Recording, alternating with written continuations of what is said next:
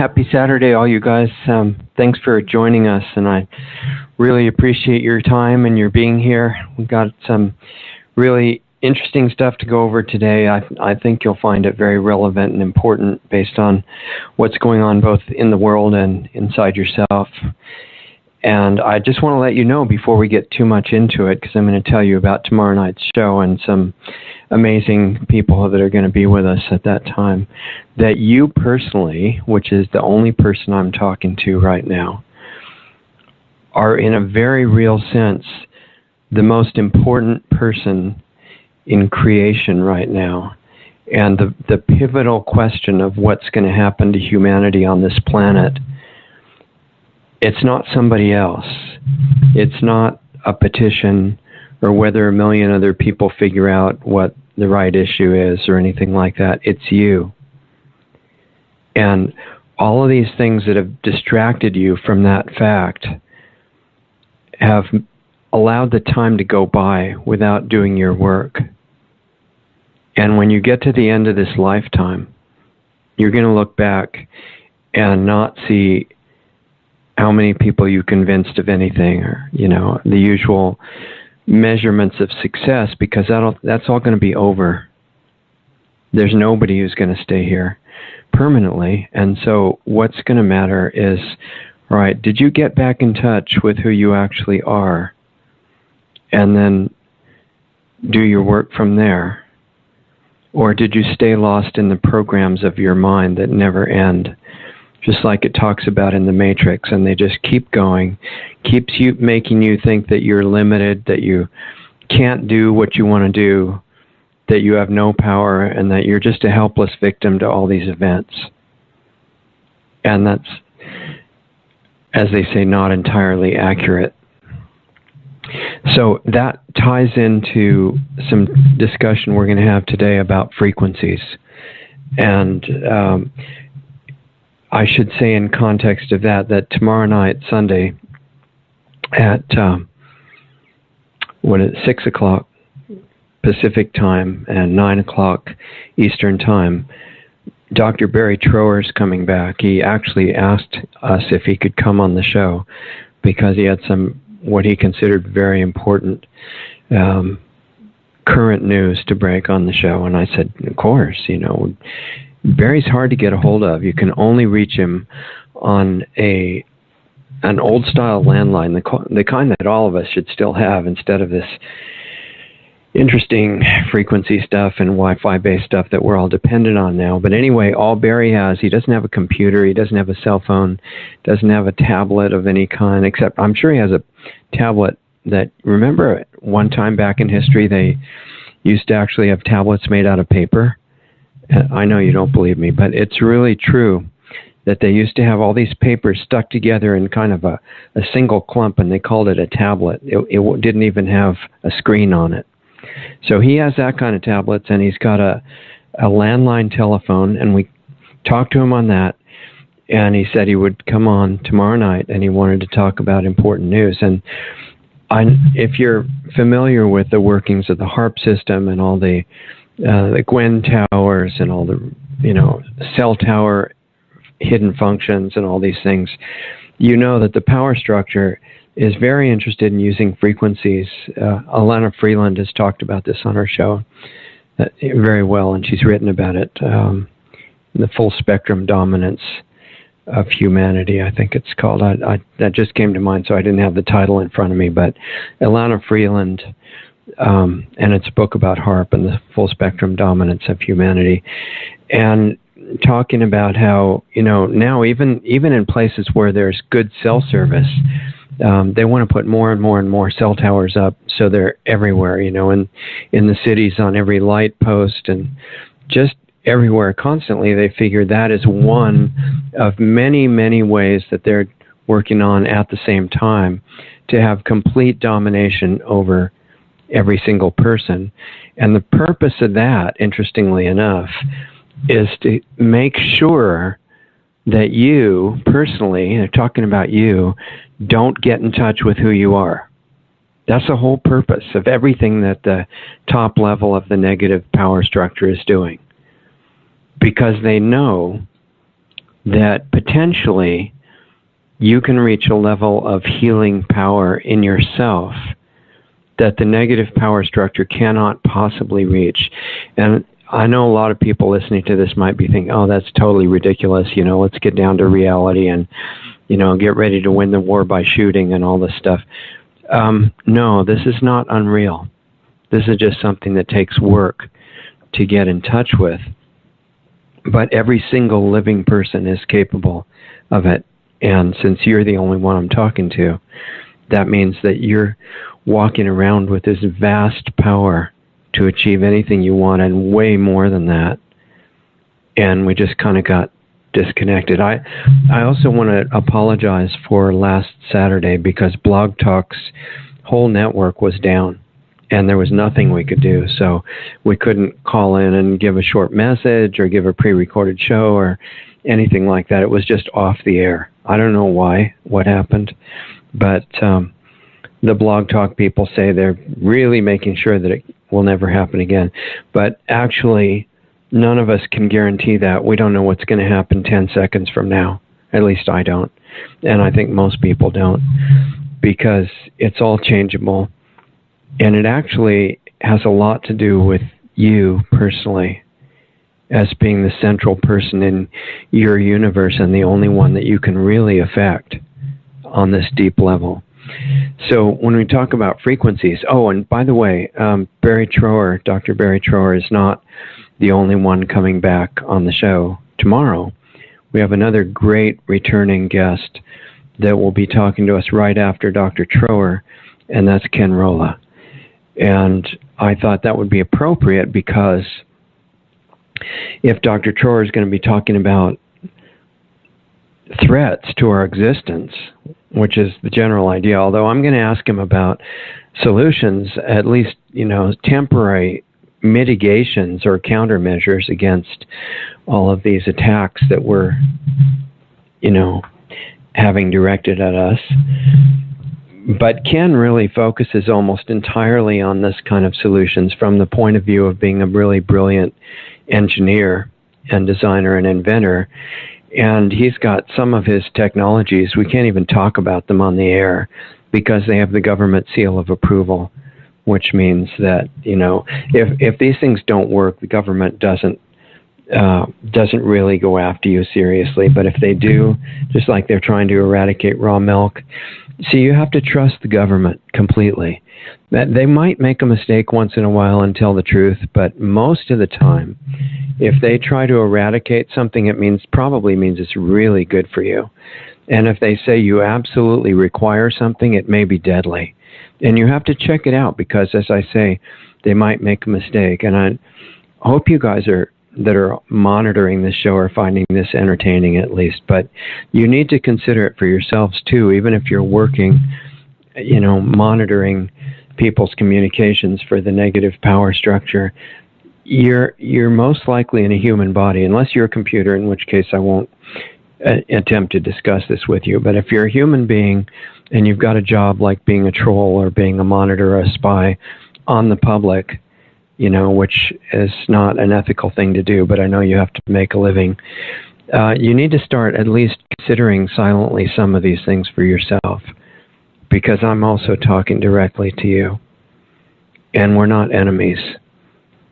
Everybody's on the same side. Underneath the drama that we're playing our character role in, and we've all put on costumes of good guys or bad guys or in-between characters or whatever we decided to play the role of. And the problem is that usually if you're in a play, like a school play or a play for a professional acting company or something, you remember that it's a play, that you're playing a part. And you do a really good job, but when it's, after a little while of playing the character, you get to be yourself again. And in this particular play, almost none of the characters remember that that's not them.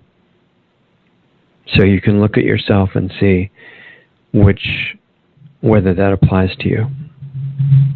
If you think you are a name or a body or a political party or a religion or an age or a sex or a social class or anything like that. Those are your character that you're playing right now. So if that's true, and I'm not telling you to believe me, I'm just telling you to just think about it. Maybe even if you think about it as a Twilight Zone episode, you know, those were really fun with Rod Serling. Those of you who are old enough to remember or have seen reruns, you don't have to agree with everything. It was just kind of stretching your mind. So I'm just suggesting stretching your mind and thinking all of these things define your character, like in a role-playing video game, which we call real life. What if that's not entirely you? I don't mean that there's somebody else there. I mean, what if that's the character? What if that's the role-playing video game character that you put together for this game in order to experience certain things, to hopefully learn certain lessons from the experience, which is about 10 minutes long, and we call it, you know, a lifetime, 100 years, 70 years, the so-called time in this game, which is very, very fast. What if that's not all that you are? And I don't mean philosophy. I am not talking about something for you to believe, because what you have to believe, you don't really know. If you know it, you don't need to believe anymore. You just see it directly. And I'm just encouraging you that you may be a vastly larger being than you remember, all of us. So when we talk about frequencies tomorrow night with Barry and Ken, we're going to probably start it talking about cell towers and, I don't know, frequencies that are being generated in other ways that Barry knows about. And he's talked to all kinds of high-level government people, and he knows about what law enforcement uses and things like that. But these are the artificially propagated microwaves mostly, and some other things, but mostly microwaves is what we're talking about, you know, for tomorrow night's show. The ones that come out of cell towers, the ones that come out of your cell phone that everybody's pushing hard against their head all day. This is not brilliant. And it's not that they're being bad. They just really don't know. Because one of the things you have to remember to get through, you know, not unscathed, I don't know if that's possible here, but to get through more smoothly is that don't be fooled by the time delay between cause and effect. Because the way this place works is that absolutely every cause has an exact effect. And I mean every cause. A passing thought that you have will definitely manifest somewhere. You don't have to be an expert in so-called manifestation. Your thoughts will manifest. And the only reason it's not obvious is that on this very, very slow frequency of existence that we call the physical universe, things don't manifest immediately. The other thing is that we're so sloppy, so out of touch, and our minds are running all over the place on multiple levels at the same time in opposite directions. We're thinking one thing, we're thinking the opposite thought at the same time. We're thinking good things and bad things and pleasant things and hideous things and all this stuff. If you ever become like even a little bit conscious of what your mind is doing, you would just be blown away. Because it's not just one thought. There are levels and levels and levels, and your mind, your programming that you're running in your mind is thinking all these things at the same time. So not only does the time delay make it hard for you to understand that cause and effect are connected every time, but the fact that you're putting out opposite intentions, which are very powerful, almost every time, means they're canceling each other out. And this vast power that you've got to help bring the world back to sanity and healing is being blown away by unconsciousness and sloppiness and just the carelessness that we've learned to just watch our programs as if they were us, as if we're watching a mesmerizing TV movie. And it can be real shocking at the end of it, because you think, oh, wow, I didn't have any idea that was a projected image. I thought that was me. But no, there's a you that is a permanent being who's watching that. It's not your mind even, and it's not energy. It's not even light. It's the source of what that comes from. And this is the reason that people have tried doing things like stilling their mind and meditation, certain kinds of prayer. It's not just to memorize and recite something or recite a mantra in meditation. It's to stop the wild racing around of the mind, which can be scary if you've never done it. But that fear is a program as well. And there's no reason that you have to agree to be fearful of anything at all. And I mean, even worry is a form of fear. Fear comes in all kinds of shapes and sizes. And our language, the way we use it, perpetuates things like fear, because they say, well, this is really scary. What are you really saying? I mean, start paying attention to language. It means that because of something or some event, you therefore have to be scared. Well, why is that? The event is just the event. Whether you become scared is totally up to you.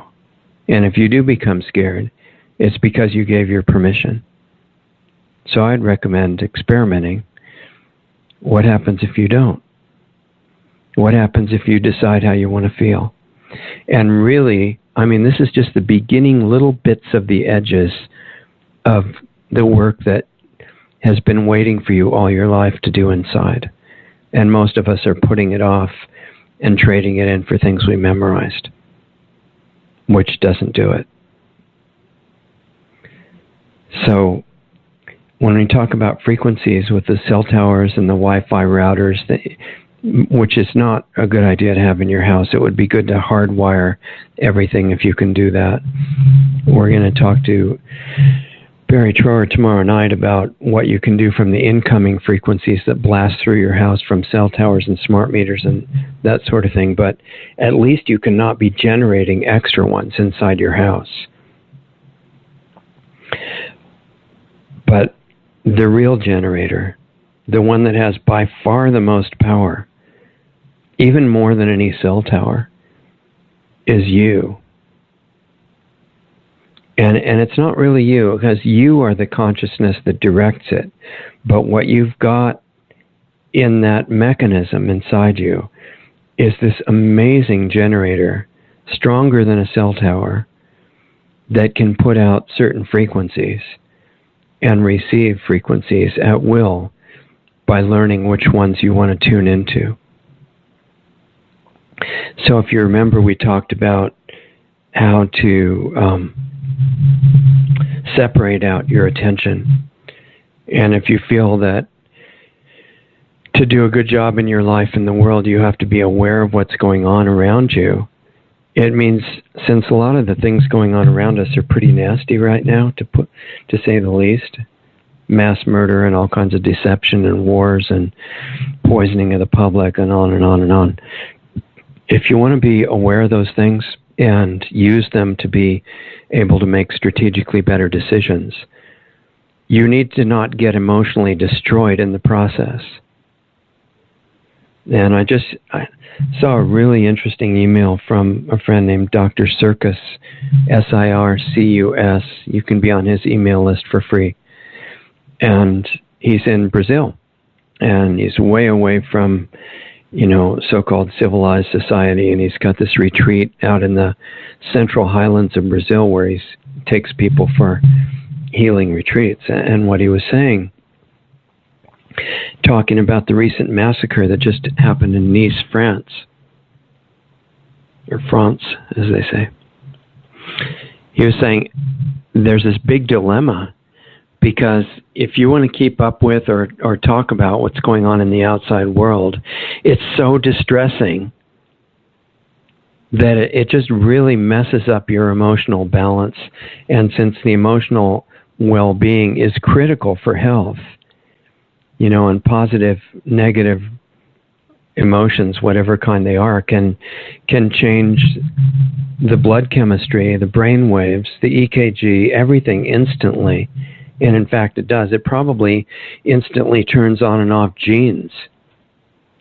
You know, they've linked super distressing long-term emotional states with a higher susceptibility to cancer. And I'm sure that applies to the other diseases as well.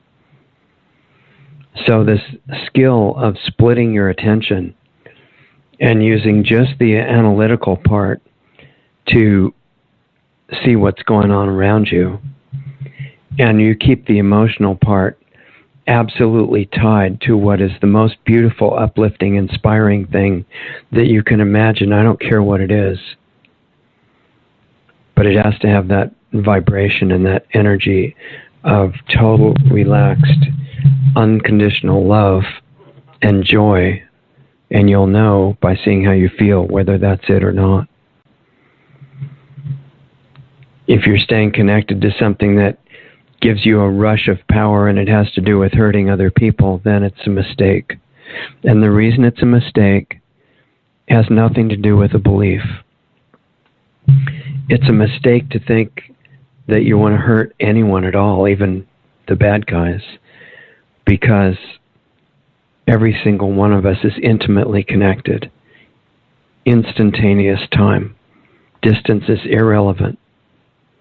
They could be on another galaxy, billions of light years away, and if your attention goes to them, they're instantaneously affected.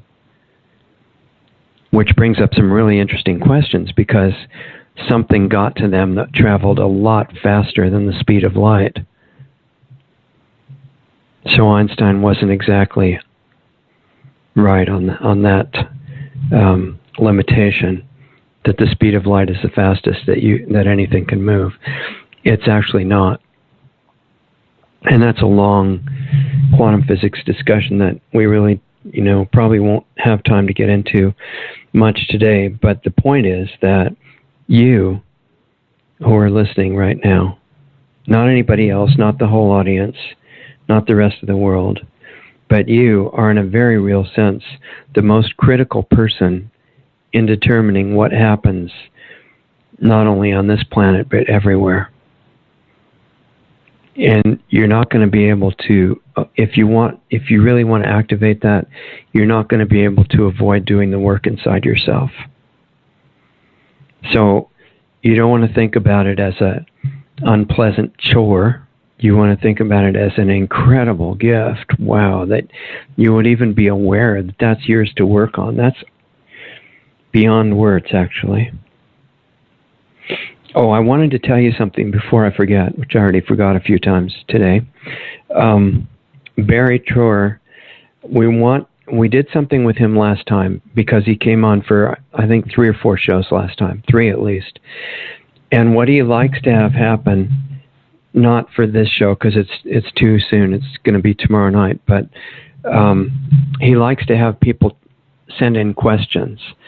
You can email them to me, richard@lostartsradio.com, or through the contact link on the lostartsradio.com site. But remember, Barry Troer is like this world-class, super top expert in microwave weapons, which means that he knows all about the technologies that we use unknowingly that are microwave weapons, such as your cell phone and your computer if it's on Wi-Fi, certainly your router, your wireless router, cell towers, things like that. He's an expert in those things.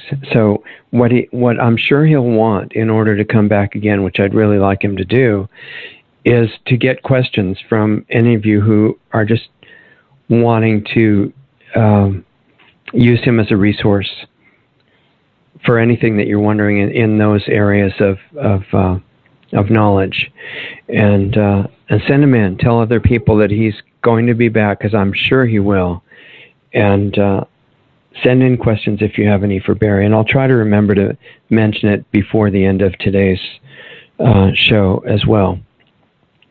So when we're talking about frequency generation, and that the power structure, which is some highly I'm going to say, they're confused people. I mean, they feel like they're really, really focused, and from generation to generation, they have these incredible, long-lasting plans. I've chased them back at least 4,000 years.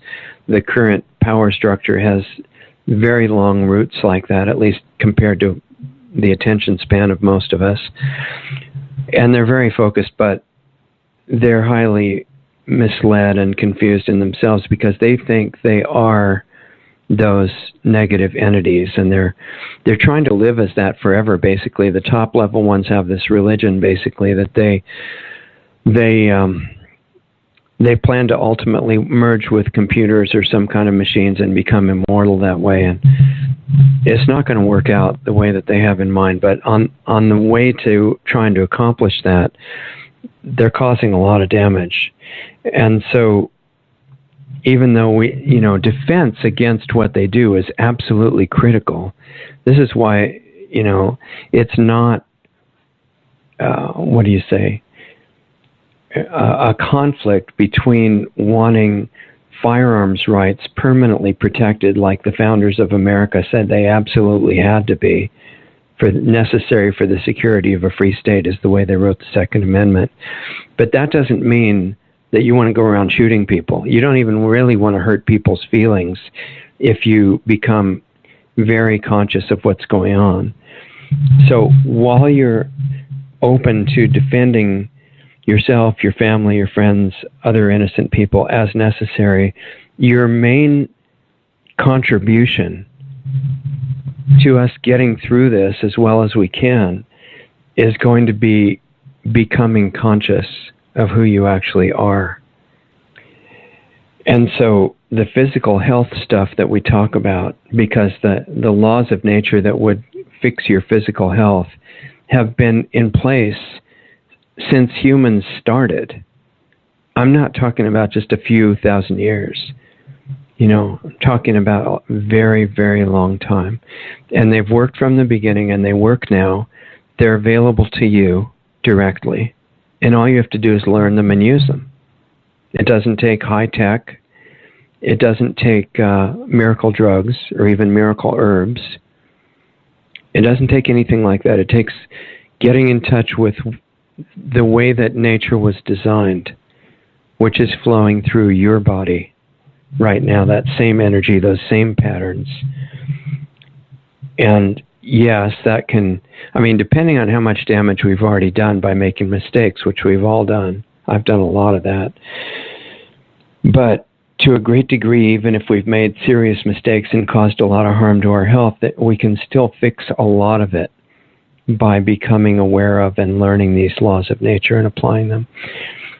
If you want to see an ancient example of how they were talked about, a couple, not the really old ones, but just in recent last couple of thousand years, look up the PDF of Volume 1 of the Essene Gospel of Peace. That's E like Edward, S-S-E-N-E, Gospel of Peace. It's not a religious book. It's just about healing. It's about the laws of nature and about the fact that everything in nature is alive. It's not a bunch of inert matter where the atoms just, by chance happen to line up in a certain way to cause life. It's not exactly like that at all. So, you can experience a much nicer existence and a much greater degree of health and agelessness, and your body working just fine until you are done with it. Things like that are great, but they're not the ulterior motive of the health implementation in your own life. The real thing is that sets the stage for internal work. And it doesn't mean you have to give up all your beliefs. You can keep your beliefs. It means you have to be brave enough to check internally and see what's actually going on by direct experience. And whatever's real, you're going to find it. So there's really nothing to worry about. If you're worried that it's going to threaten a belief system, it can't do that if the belief is true. Because whatever's true in it, you're going to find it. in many languages and different religions and philosophies, it's been said that if you look for something, and if you ask for guidance, and you ask to find out things, depending on how sincere you are, and how focused you are when you ask in your mind, or in words, but it mainly has to be in your mind too, you're going to find it. So I would recommend looking. And for the moment, you can just start practicing by asking yourself questions. Because just pay attention, look what your mind's doing. It's always passing judgment on what's going on around you and thinking, wow, this person's like this, and what he said is just stupid, or what this person said is brilliant. And mostly the stupid side, though. If you're like most people, we're criticizing constantly. And supposedly it makes us feel better and more important and smarter if we're thinking about all the mistakes that other people make. But all it does is blow away your time, which is super valuable. And we don't know how many seconds of it we have remaining in this particular body. So if you want to make use of it, turn the scanning faculty or the searchlight that we're showing on circumstances around you and on everybody else in minute detail, judging what they're doing. If you want to be brave, put it on yourself right now and look at what you're thinking. And underneath that obvious thought, what are you thinking under that? What's bothering you? And all the things we do to get distracted from having to be aware of what's bothering us are called drugs. And it doesn't matter if it's heroin or alcohol or cigarettes or a power trip over somebody else. It's all drugs. And drugs are there for the purpose of becoming unaware of what's bothering you. And they work really well. Well, they work well for a while, and then what's bothering you because you didn't deal with it gets stronger, and you need to add to your drug collection or the intensity of the drug that you're using to try to stay unconscious and try to stay unconscious. And it's not a brilliant thing for us to do. I've done it for decades in my own life, so I know how dumb it is. And it would be useful and valuable to look at how we're doing it right now. And the reason it's safe to do that is that there's something better than any drug that you can imagine that is hidden under those unconscious and subconscious layers. It's in there. And if you get to it, it's going to make you feel supported, strong, happy, high energy. It's going to help your health. It's a source of life. It comes from something way before any belief. It's what the beliefs are about. So why not go get connected to the real thing? And if you practice your intent, and that means if you're thinking, let me give you an example. If you're thinking, what if this happens? Which most people are thinking that at some level of their mind. This is going to be really terrible. I used to think this was really stupid, but it's true. It is drawing it to you on a frequency level. Frequencies are real. So what you want to dwell on emotionally, which is what we said a few minutes ago, is whatever is the best thing that you can imagine. And use your intellect and your ability to defend yourself on a physical level and from negative intent directed against you and things like that. But on the deeper level, be reaching all the time for what's that most beautiful thing that you could stay connected to. And then once you get a feel for it, let it flood your body in every cell so that you just feel like it's glowing. And the more you get yourself physically healthy, the easier that is to do. The more your body is just, as most people's really, messed up, very toxic, giving you all kinds of aches and pains that you're supposed to think are because you're a certain age, which is completely nonsense. It's more difficult to connect internally. So, also another thing before I forget, I want to mention a couple of shows to you. Let's see. Today's Saturday. Tomorrow night is Barry and Ken. Next Sunday, sorry. And Dr. Cousins is coming back for his ongoing health lectures. Well, they're discussions because I get to be there too, but really interesting, amazing stuff. He's been talking about psychiatric drugs recently, and we're going to get into some new subjects. So you might want to come and listen to him. That's an amazing series of lessons that he's giving over a year's time, once a month on the show. And then the following week, I think, probably on the 31st, I think that's the 31st, right? Yeah, 2 weeks from tomorrow.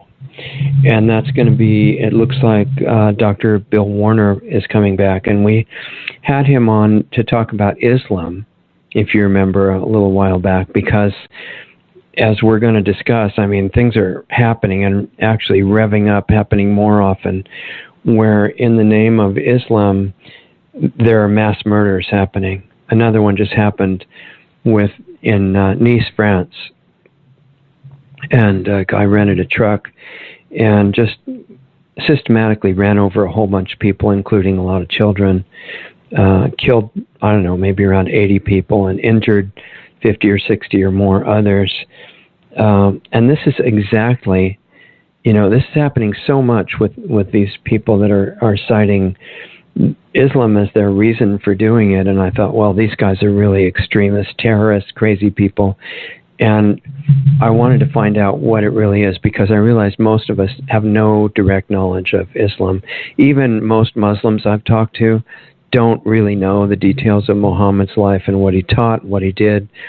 And I felt like, just in keeping with the basic idea that you should just find out what's true about everything, that it would be good to do that. And I didn't know much of anything about it. So I asked a bunch of Muslim scholars on first, and they were all too scared to come on the radio, which I found very interesting. And they had the knowledge, but they were afraid of being threatened or killed by people within the Islamic power structure. To me, this is a health issue, okay? If you have your head chopped off, you're not as healthy in most cases. I don't know from direct experience, but it seems like it. And if other bad things done to you, definitely, even terror is not good for your health. So I eventually found a scholar, named Dr. Bill Warner. You can look him up easily on a search engine. He's done nothing but study Islam for a long, long time, and he's written, I think, about 12 books on it. And I really learned a lot by having him on. He's taken the basic Islamic scriptures, which are 3 different books, the Quran, the Sirah, and the Hadith. And that's the Quran is directly from Allah through Muhammad, who actually transmitted it orally to begin with, and other people wrote it down. And then the other 2 are the traditions of Muhammad. In other words, everything he did as an example of the perfect person for all time, which everybody has to follow if they want to be a good member of the religion. And also the other one is, the Quran is from Allah, then there's Muhammad's life, and then there's the traditions of Muhammad. And you have to know that supposedly you're supposed to know all 3 of those and copy them. So it was amazing. We had Dr. Warner on, and I learned a huge amount. And I figured I want to have him back for a series, because I feel like we should be really educated in that, including people within the Muslim religion need to make sure they know everything about the belief system they're following, and not just, say, this is great and I don't care if I know what it means, but I'm going to kill you if you don't agree or something. This is like the football team or political party mentality, or the old quote that said, my country, right or wrong. This is not good. It leads to a lot of horrible things. So I figured education's better, even though we're not supposed to ever even talk about it. We're in the process of seeing massive censorship in the U.S. and all over Europe. They're arresting people who just say the wrong words. It's not a good sign. It has to be turned around, I hope. But before it's happened totally here, I'd like to use the time that we have left to openly talk about whatever is true. No label to defend, no political party to defend, no point of view that has to be defended against all logic. Let's just find out what's true, because we don't know how much time we've got, and we have to use it well. So Dr. Warner will be back. I've read 4 of his books now, and I'm reading more as fast as I can, as well as all kinds of material directly out of the Quran and the other 2. And it's amazing. It's amazing. I'll be sharing a lot of that experience with you. Let's see, after Dr. Warner, who I'm going to try to get on the 31st of July, then I've really been wanting to do a show on cancer. This is just about as forbidden of a topic as Islam. Well, not quite. I guess Islam is now, in fact, Alex Jones, who I still recommend that you use him as a news source, prisonplanet.tv. Get the video version for $6 a month. It's incredible. We don't know how long it'll be available, but he deserves everybody's massive support. That's why the media hates him so much. And there's a bunch of, alternative media people that hate him too, but I've never found any substance in anything that any of them say against him. I've been listening to shows of his since 2000 or so, 16 years. And he's an incredible person, making a great contribution to education, even though he's kind of short on solutions because he doesn't honestly know very many, but he does feel that, one important part of it is education about the problems that are going on, because people mostly don't know about those either. And he's doing a fantastic job, amazing historical knowledge. That guy is super educational to listen to. But he just gets really mad and angry or crying or whatever about what he has to report on, because he doesn't in my opinion, he doesn't honestly know what to do about it. So I want to take the kind of awareness that he's talking about and take it further and actually talk about solutions.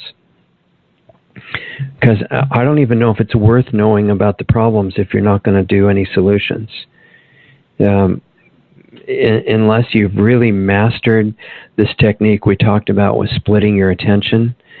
If you really find out about all the horrible things going on in the world now, and you don't know anything to do about it, you may not have a very good effect on your own mentality and your own health. So I really recommend that attention splitting technique, and also looking for solutions, because I think that's our job. I don't think we can wait for the power structure to do it. I don't see the religious leaders doing it. I don't see, certainly not political parties. The banks aren't doing it. They're doing the opposite. So it's going to be up to us. And the reason they want us to believe that we're completely powerless and we can't do anything is that the opposite is true. So again, it's an instance of trusting the government completely because they're giving you wonderful guidance. And the guidance is you are an incredible superpower in yourself, not your personality, but what's driving and keeping your life going. You've got to get back in touch with that. You can start just learning the laws of nature and how to apply them and how to reverse disease, reverse aging. That's what I've been working on for quite a few decades. And it's real and it works. And then after that, after that you can use the clarity that you've gotten by having your body working smoothly, getting rid of the pains and aches and the stiff joints and all high blood pressure and blood sugar issues and all these things that are supposedly inevitable, which none of them are. You get rid of that stuff, and it makes it much easier to do your actual work, which is waiting for you right this minute. So anyway, I mentioned that maybe the thing that's most forbidden after talking about Islam and immigration might be cancer and the real information on cancer. And in fact, the real information on health is violently suppressed in the U.S. and other places. And there have been about 40 plus holistic doctors murdered just for exposing some of the reality about health. And again, this is the government giving you guidance. Because if it wasn't incredibly powerful and a wonderful thing for you to learn every bit that you can learn and apply it, they wouldn't go to all the trouble of assassinating people about it. So appreciate this guidance from government. It's really valuable. So I thought, all right, the truth about health is forbidden, but the truth about cancer is really forbidden as a specific area because it's a great business.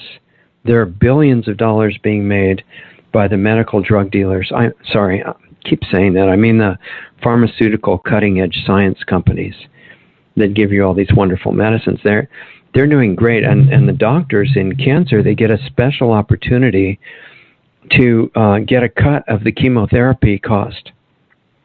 With most drugs, they send you to a pharmacy or something and say, go buy drugs. It's going to really be great for your health, and it's the best thing you can do. Complete nonsense, but most of them actually believe that. And then they get you addicted to things that are going to hurt you worse and cover up any chance of getting back. It makes it much more difficult to get healthy. But with chemotherapy, it's a whole separate issue because the doctors get to buy the chemotherapy medicine, and then they get to inject it directly into your veins, sometimes right into your chest. It's totally incredible because the smaller veins, the poison's so bad that the smaller veins can just get destroyed by the poison coming in. Silly veins, right?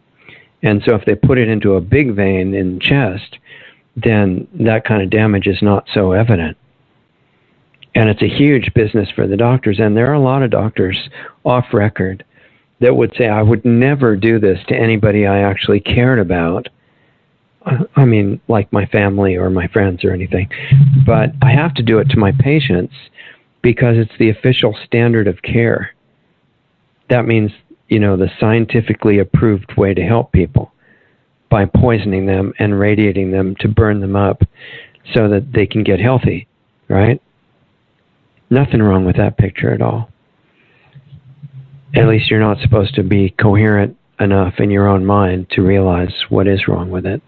So I thought, well, there's a lot of intimidation on this, just like there is of talking about Islam and other forbidden subjects. So I thought, well, what's the best response to that? Probably talking about it everywhere publicly. So I called up Ty Bollinger, and, I don't know if you've heard of him, but a lot of people have, because he's done this great project to talk to all the natural cancer people, practitioners that are doing any kind of non-drug, non-radiation therapy for cancer. And he put them together in this documentary series. It's really good, and I highly recommend it. And he did two completely separate series, one after another, and it's easy to find on the internet. Probably worth your money to buy, but at least to listen to the free parts that you can online, which there are a lot of those now. So because he's been in touch with all these different approaches, I asked him if he would come on the show. And he said, sure, he would be happy to do that. And he's out of the country, traveling now until early in August. And then we're going to set up a show with him, or more than one. And I think it's going to be exciting. And I'll start talking about more of what I've got in mind and have experienced about cancer and reversal of incurable and degenerative diseases, almost all of which can be reversed and gotten rid of. But you're not supposed to know about that. In fact, you're supposed to absolutely believe that anybody that thinks that is anti-science, just like people against GMOs, right, or things like that, or people who think that chemtrails exist, or that EMF could be bad for you when all the authorities are saying it's safe. If you're crazy like that, you would believe that chemotherapy might not really be therapy. the idea of killing all the cancer cells while you kill all the other cells. There's really something wrong with that reasoning. So anyway, we'll have Ty on to discuss that. I'll talk about some of the work that I've done, some of the things that I've seen, including mistakes and other things, that I've done because I didn't really know better at the time. And I've done so many dumb mistakes on the road to learning what I've learned. But I figured at this point, one of the reasons that I have to respond to intimidation by openly sharing instead of being quiet is that I don't want anybody else to have to make all the dumb mistakes that I've made in the attempt to learn about health and consciousness. I've paid really heavily for those things, and I don't want you to have to pay at all. I want you to have the best experience that you possibly can, because I recognize that you're not just an incredible person, you're like an expression of the source of everything, and incredibly beautiful and creative and brilliant, and you need to let that come out and get the blocks out of the way of it, because the whole world is waiting on what you're going to do. That's not like some kind of thing to say. That's the truth. And it seems like it's a paradox, right? Because out of 7+ billion people, you're one person. But there's a much deeper truth to it, because everything is coming out of one source. So you personally, the way that you use every second of your life has this massive impact on the whole rest of the universe. And it's not a philosophy. I've been able to experience enough of that to know that it's really true. So I think one of the subconscious reasons I did not want to do this radio show and wanted to stay invisible forever, which really my personality would still like to do that very much. I like seclusion and harmony in nature and continuing my own searching and learning. But the reason that I was mentioning that I didn't want to do the radio show is I knew at some level that if you presume to teach anybody anything and you start saying, oh, well, look at this and why don't you try this, and something is going to happen in your life to test you and check whether you're actually doing what you say you believe. And you can ignore it. It's easier to ignore it. But if you're sincerely trying to become aware of what's going on internally, you can see right away, as soon as you try to help anybody else by teaching anything, it's going to check you in a way that you're not prepared for. And it's going to say, okay, let's see.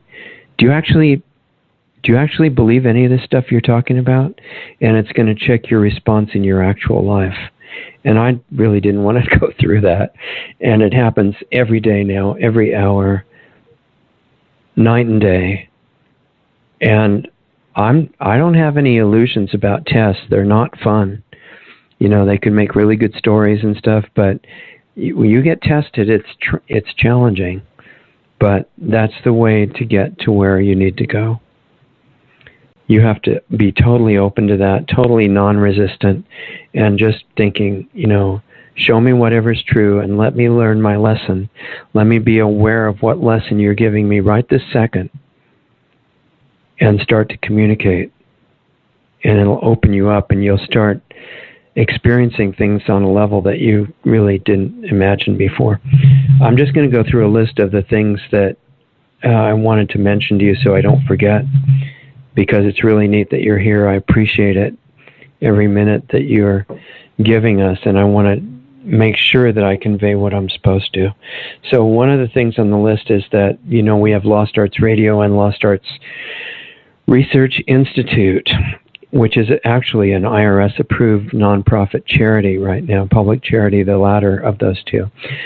And I've been going back and forth between wanting to keep them separate or wanting to make them both part of one thing, like the nonprofit. And the reason I wasn't sure is because I thought, well, if you're a nonprofit, the way the IRS has things set up, and this is discussed with churches a lot because it's a big issue, you have certain restrictions in what you can say and do. And the main one is, if you're an IRS nonprofit, which means people who give you money to keep your work going, the donations are tax-free, right? And so if they're going to give you this wonderful gift of tax-free, when actually whether there should be any taxes at all is highly questionable. Income taxes, anyway, is highly questionable. But if they're going to give you this wonderful free pass for the organization that doesn't get taxed, then they get to make conditions. And the conditions that they made are: you cannot come out publicly in favor or against any candidate or any proposed legislation. And in churches, it's really bad, because there can be something happening that's critical. It's about to take away all the rights of the people, and you're not allowed to say it. But what you are allowed to say is about the general principles involved. For example, freedom. You know, in a country like the U.S., the reason that it was so amazing, the idea of it, I mean, there were lots of problems. They did an invasion, basically, and annihilated most of the Americans that were living here, which were now called Native Americans. That was a terrible crime. But the idea of a country based on individual freedom and not the so-called well-being of the collective, this was such an amazing, unique idea that people risked the lives of their entire families to get over the ocean and get here to experience it and live the way they wanted. And the basic idea was the foundation of all the law: keep your agreements, your contracts, and live any way that you want to live. You can believe whatever you want to believe, any religion you want, any philosophy you want, say anything you want, even if it's some terrible thing you're saying, as long as you're not saying, you know, go kill this person or something like that. That's not allowed. But if you just want to talk about ideas, any ideas, even if they're not popular, you have the unalienable right to do that, as long as you let everybody else have the same right. You don't try to steal their property or their rights. That was the whole deal with America. That was why it was such a great idea. And, you know, this is one of the earliest places to quickly outlaw slavery and a lot of mistreatment of people, and make sure that women were given the same status as men, women and men as equals, people of all races and religions and classes as equals. These are not common things to happen in the world. There's still slavery going on now in many countries. So, you know, the U.S. was setting an incredible example, and the basis is that individuals have unalienable rights. You cannot declare an emergency if you're the president or some official and say, well, now your rights don't apply. In America, that's illegal. And this is going to be relevant, believe it or not, to the issue of whether or not to merge Lost Arts Radio and Lost Arts Research Institute. I just had to give you some context. I'm sorry if I hope it's not boring to you, because this is really important stuff for your life. You should understand something about the foundation of the country that you live in, or if you're in another country, why this is really the foundation everywhere.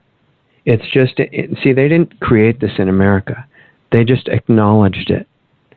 And when they wrote the Constitution and the Declaration of Independence before that, they were saying that all of these rights belong to you from God, and you're born with them. Whatever you believe God is, even if you're an atheist, you still have the same rights. Because if God is real, God doesn't disappear if you stop believing in God. It doesn't change what's real. Whatever you think, whatever your religion is or your philosophy, or even if you don't have one, whatever is real is still there. That's a really deep understanding. It's not controlled by what you believe. It's controlled by what's really there. And so the ideal was that your rights come from what's really there, not from government, not from the United Nations, which wants to pretend the opposite is true, so they can carry on various criminal programs. The rights don't come from the UN. They don't come from Agenda 21. They don't come from the U.S. government. They don't come from any government or any religion. You're born with it. You had them before you were born. In fact, that's an interesting point, because people who knew have been saying for ages that as soon as a baby is conceived, it's a person. And if it wasn't a person there would be no blueprint for development. And now with the advanced higher number of G's in the ultrasound system, they see this little tiny person there, weeks after conception, if not before, and it's moving around. It's obviously acting like a human being. And that's why I don't want to get distracted, but that's why the abortion issue thing is not about religion, and it's not about whether you're conservative or liberal. It's the fact that you really shouldn't kill somebody else, even if they live inside your body temporarily. Especially then, actually, because they're innocently depending on you. It's not part of the mother's body. It's in the mother's body. It's another person. And this has nothing to do with belief system. You can see it. And some of the people who have run away from abortion clinics, it's been after they saw an ultrasound, the doctor or practitioner trying to stab the baby and kill it, and the baby trying to fend off the weapon. I mean, if you can't tell that that's a person, you're not paying attention. And yeah, it's a big responsibility, and it's probably a lot of stress for mothers in some circumstances. And it should be for the fathers if they would take responsibility too, which they should. They need to. It's just as much theirs. But it's not okay to murder, which is another question with what's going on with this, religion that we're talking about with Bill Warner, that says murder is a way to get into paradise. And I needed to know if that was really true. That's why we had him on. That's why I've read 4 of his books. I've read parts of the Islamic scriptures and am reading more because I want to know.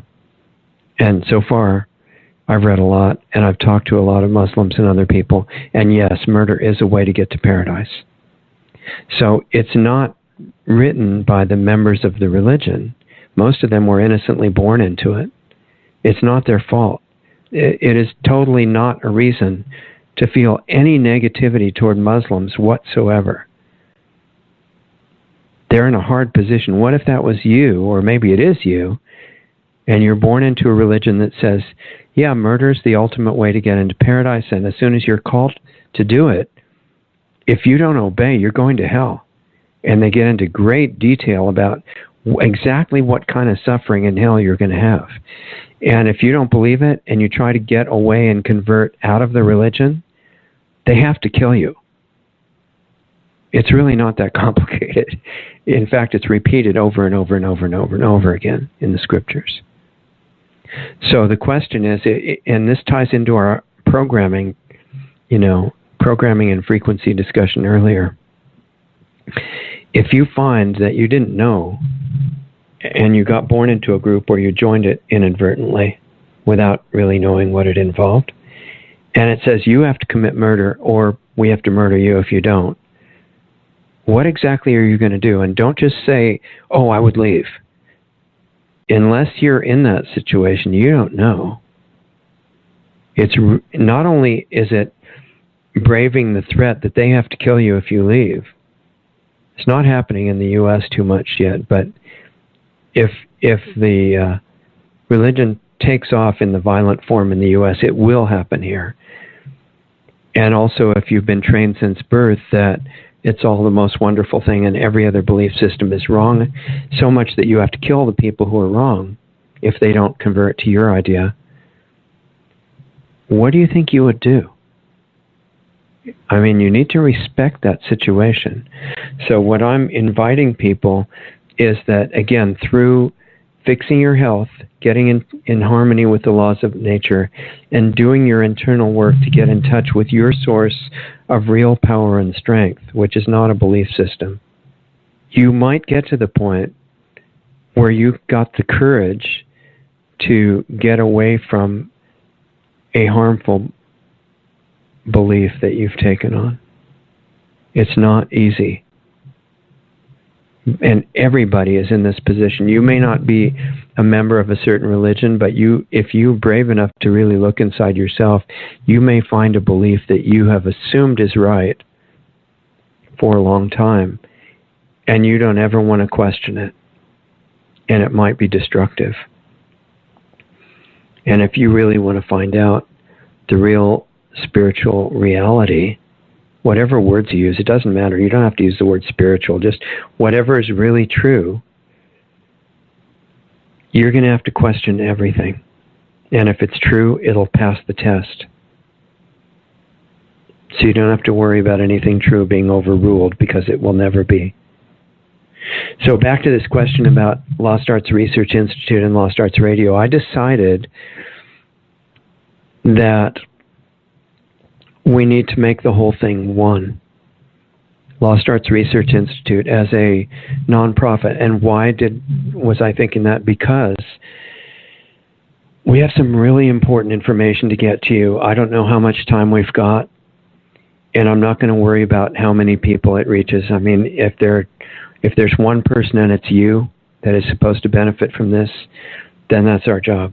If there's 10 million that hear about this broadcast, then that's our job. Each one of them is the one that's important. And if we split it, just so that Lost Arts Radio can say, oh, well, we think maybe you should vote for somebody or vote against them, or support a certain law that's about to pass or be against it, then we can't use Lost Arts Radio as a mouthpiece for the work of the Institute. And I've kind of been like that, since we started the show, but I can't do it anymore. The work of the Institute is so important that I've got to use the radio to just tell everybody. And because the atmosphere of intimidation is increasing, the holistic doctors are getting murdered if they dare to talk about what's wrong with vaccines or wrong with drugs, or like Dr. Gonzalez, our friend in New York, was willing to say you can cure cancer, and he cured a whole bunch of people of incurable cancer, and he got killed. They tried to say he had a heart attack, but there was an autopsy and his heart was fine. And our power structure is into weapons of all kinds. And even though I'm an absolute defender of your firearms rights, whether there was a Second Amendment or not, because it's from God, not from the Constitution, I'm not in favor of misuse of weapons to hurt people. And he was most likely killed by an advanced assassination weapon by the same group that's in charge of killing all the holistic doctors that dare to talk. But I thought, well, what's the best response? We're supposed to be quiet, and probably we're safe because, we're reaching 3 people or whatever the number is now, but it's going to grow if I am allowed to stay around for a while. And I thought the best response is just talk totally openly, because that's what we're not allowed to do. And with respect to things like cancer, like we're going to have Ty Bollinger on and other people, the fact is, if not too much damage has been done, if you start soon enough, it's completely curable. It's reversible. You're not allowed to say that, but it's the truth. But I'll tell you what, it's not cured by a practitioner or a doctor, even a natural healer. I don't think any of those guys has ever cured cancer or ever will. So on that score, I agree with the power structure. You can't cure cancer. But I would add one little extra note, and that is that the consciousness within the body can. Whether it's allowed to, it's talking all the time on its own level, but I'm sure if it was talking audibly into a microphone, it would not be allowed to say it. But it's the truth, and it's predicted that more than 1 in 2 people will soon have cancer in the U.S., and probably everybody soon after that. So why is that? Well, it's not just that we're being bombarded with these frequencies and the cell towers and all that. It's also that we're making mistakes that make us susceptible, that ruin our immunity. Yeah, one mistake is to let people give you vaccinations, in my opinion. And again, in the view of the power structure, you have to die if you tell people that. But it's the truth. So if I disappear, you should tell other people. And let the people you care about know. But it's not just taking vaccines. It's eating processed food, which is most of what's in the grocery store. This destroys your immune system and opens you up to all kinds of disease. Matt Monarch has talked a lot about it. I really think, what's that? rawfoodworld.com. You should go and listen to some of his free videos. They're really good. I like Matt. Marcus Rothkranz has certainly talked about it a lot. He's got great videos as well that are all free. And processed food, a lot of these guys who learn about natural healing, they identify that as a main cause of opening yourself up to cancer and all these other diseases. But so is the direction of mental and emotional thought patterns, which you're running these programs 24 hours a day in your mind and your emotional system, which includes every cell in your body. And the cells respond instantaneously to the quality of thought and feeling. So, and even regular science has figured this out, that you can get somebody in a really bad state of mind and emotion, and their blood chemistry turns acidic and gets really bad right away, instantaneously.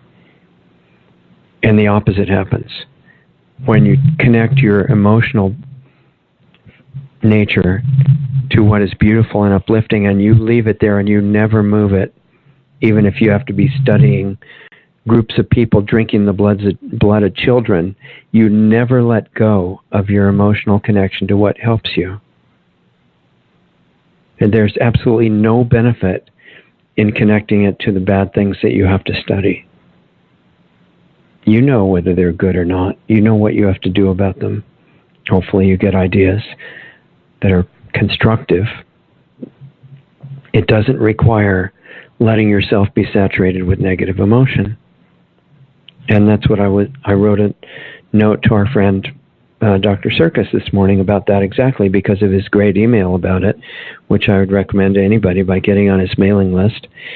He's got a lot of great stuff, by the way, of natural medicine that, for example, if you're in an emergency room and they give you all these toxic drugs and save your life, but give you this residue of horrible poisons as a result in general, it's better, maybe better than, having your body collapse, but there's serious problems with conventional emergency medicine, and he's come up with a whole alternative series of protocols that are very valuable and written books about it. So look at his books. They're really good. I'm not getting paid to say that stuff. And mostly when I endorse somebody, I'm not getting paid for it. If I was, it'd be fine with me, because we desperately need funds or we're going to be off the air. And they're all tax deductible, right? By the way, if anybody has the means to do that, or just tell other people about the show. But so I don't mind getting funds from a source that doesn't compromise what we're doing. But we're not getting anything like that right now. I'm just telling you what's happening. So we're going to merge it all together. The work of the Institute, which is going to be to teach people about reversing these diseases and about maximizing your normal energy, your immunity, your consciousness, your self-awareness. That's what the Research Institute is about, and the radio needs to wholeheartedly spread that information everywhere. So that's what we're going to do. So if we don't tell you to vote for or against somebody, I don't think that's a very big sacrifice. And you're going to be able to figure out what you want to do with your own voting if you understand the principles. That we're involved in wanting to take that freedom concept that was supposed to be the foundation of America and got lost. We want to bring that back and take it to the next step, to let you live exactly the life you want with respect for everybody else at the same time. So we're going to go ahead with the project. We're going to say the things that are forbidden to say. We're going to give you as much actionable information every week as we possibly can out of more than 50 years of research and experimenting on my part. And I didn't, by the way, I did a lot of reading, but I didn't just read these things. I did all of them on my own body. All the mistakes in the beginning, and later on the things that worked. And what I say, mostly I've experienced. Or I'm very close to somebody who has. So we need massive funding for the Research Institute, because I don't want to just talk about it and, boost us on Facebook, which you pay for, and all these things that cost money, as well as the fact that, we need to have some way to survive. And none of this pays anything. So I figure the best way to do it, I don't have time to make it up with consulting appointments. There's just not enough time in the day, and I'm already pressed to even have time to sleep. So I think the best way is if we can find donations to the Institute. If people think it's worthwhile, help us. You don't have to donate even $1 if you don't have much money. Just help us find safe sources of funding and tell them about it, because it's all totally tax deductible. And I believe there are safe sources in the world of, celebrities and other people with a lot of resources that would actually like to do something constructive, and they realize humanity's on the brink of annihilation. And this is one of the things that they could donate resources to. If it's not meant to happen, it won't and will disappear. But I think it might be meant to happen at this point in time. So now it's one entity, and there are certain things, a few things that we won't say on the radio because of that tax status, which I want for our donors. But to make up for that, what we'll be able to say, there is no law against saying all of these forbidden health and consciousness things. So we're going to say them all. And I want you to be able to use them. It's not just for the fun of being in danger or to say forbidden things. It's not. I don't have any desire to do that. It's for you. Because if there's any way you can make your life better and more self-sufficient and happier and higher energy and more immunity to disease and all that, I want you personally to have that. That's the motive. And the secret to that is it's not selfless at all. Because when you dig into consciousness a little bit and you want to do something good for yourself, when you don't know anything, you may try to hurt others or show how much smarter than somebody else you are, or some silly thing like that. When you find out what's going on and how the laws of nature work, and you really want to have things for yourself, the fastest way to serve yourself that won't hurt you is to immediately just pour everything you've got into trying to help everybody around you. If you get that, it'll revolutionize your entire existence and how you experience the rest of your life. And it doesn't just mean things you physically do. It means if you have thoughts, you can give your best gifts by thinking really well of people, not making believe something bad they're doing is good. Boy, it's really hard to put this in words. I mean, wishing good things for them, even if they're bad. The greatest spiritual teachers, and I don't belong to any religion, but I have a really intense connection with this person that was called Yeshua or Jesus in modern language, and others like him as well, which you're not allowed to believe are equal to him if you are a good Christian. But my personal experience is that some of these people, male and female, were overwhelmingly incredible. And the wisest ones said, for how to treat people who are being really bad to you, is to give love to those people. This is still in the modern Bible. It says something like, do good to those who persecute you and despitefully use you, or some wording like that. And it's absolutely true. That did not get changed over the thousands of years of translations. That lesson is still absolutely accurate. So if you want to have everything that you want, start just pouring out well wishes for everybody, including bad people. Now, the trick is, that doesn't mean that you don't defend yourself. If somebody breaks into your house or your car and they're going to kill you, you're allowed to use lethal force to defend yourself and your family. That's not even a problem. And taking that away from people is a crime. But the thought and the wishes that you have for other people are constant, no matter whether they are expressing good or bad at the moment. So this is the kind of thing that we're going to be helping people with who want it, and it's tied to your physical health. So, it's not just that you have to be in a good mood or watch cartoons or music or something to get over cancer. You have to change the entire way that you think. And it's so powerful on a chemical and physical level, it wouldn't even fit into words. So there's going to be more details on what we do, but I've just thrown that into action this week. We wrote a business plan. It's complete. First stage is complete, suitable for investors. I don't know where they are because I can't deal with venture capital people. That's not going to work because they want to own everything, and then they want to corrupt it and tell you what to do, and that you're of no value because all you did is think of the idea. So we can't work with venture capital people. But if there's anybody with resources with really good intent that cares about everybody else, we'd like to talk to them. And I've got the business plan is ready to send it to them or to anybody that's interested. So we intend to go ahead. And if the money is raised, the plan is, again, this is forbidden, but the plan is to actually construct a physical facility, probably in Arizona, unless a better, idea comes up, because Arizona still has a little bit of residual freedom from long ago, and there's still some memory of individual freedom. Firearms rights are a reflection of that, and they're pretty good in Arizona right now.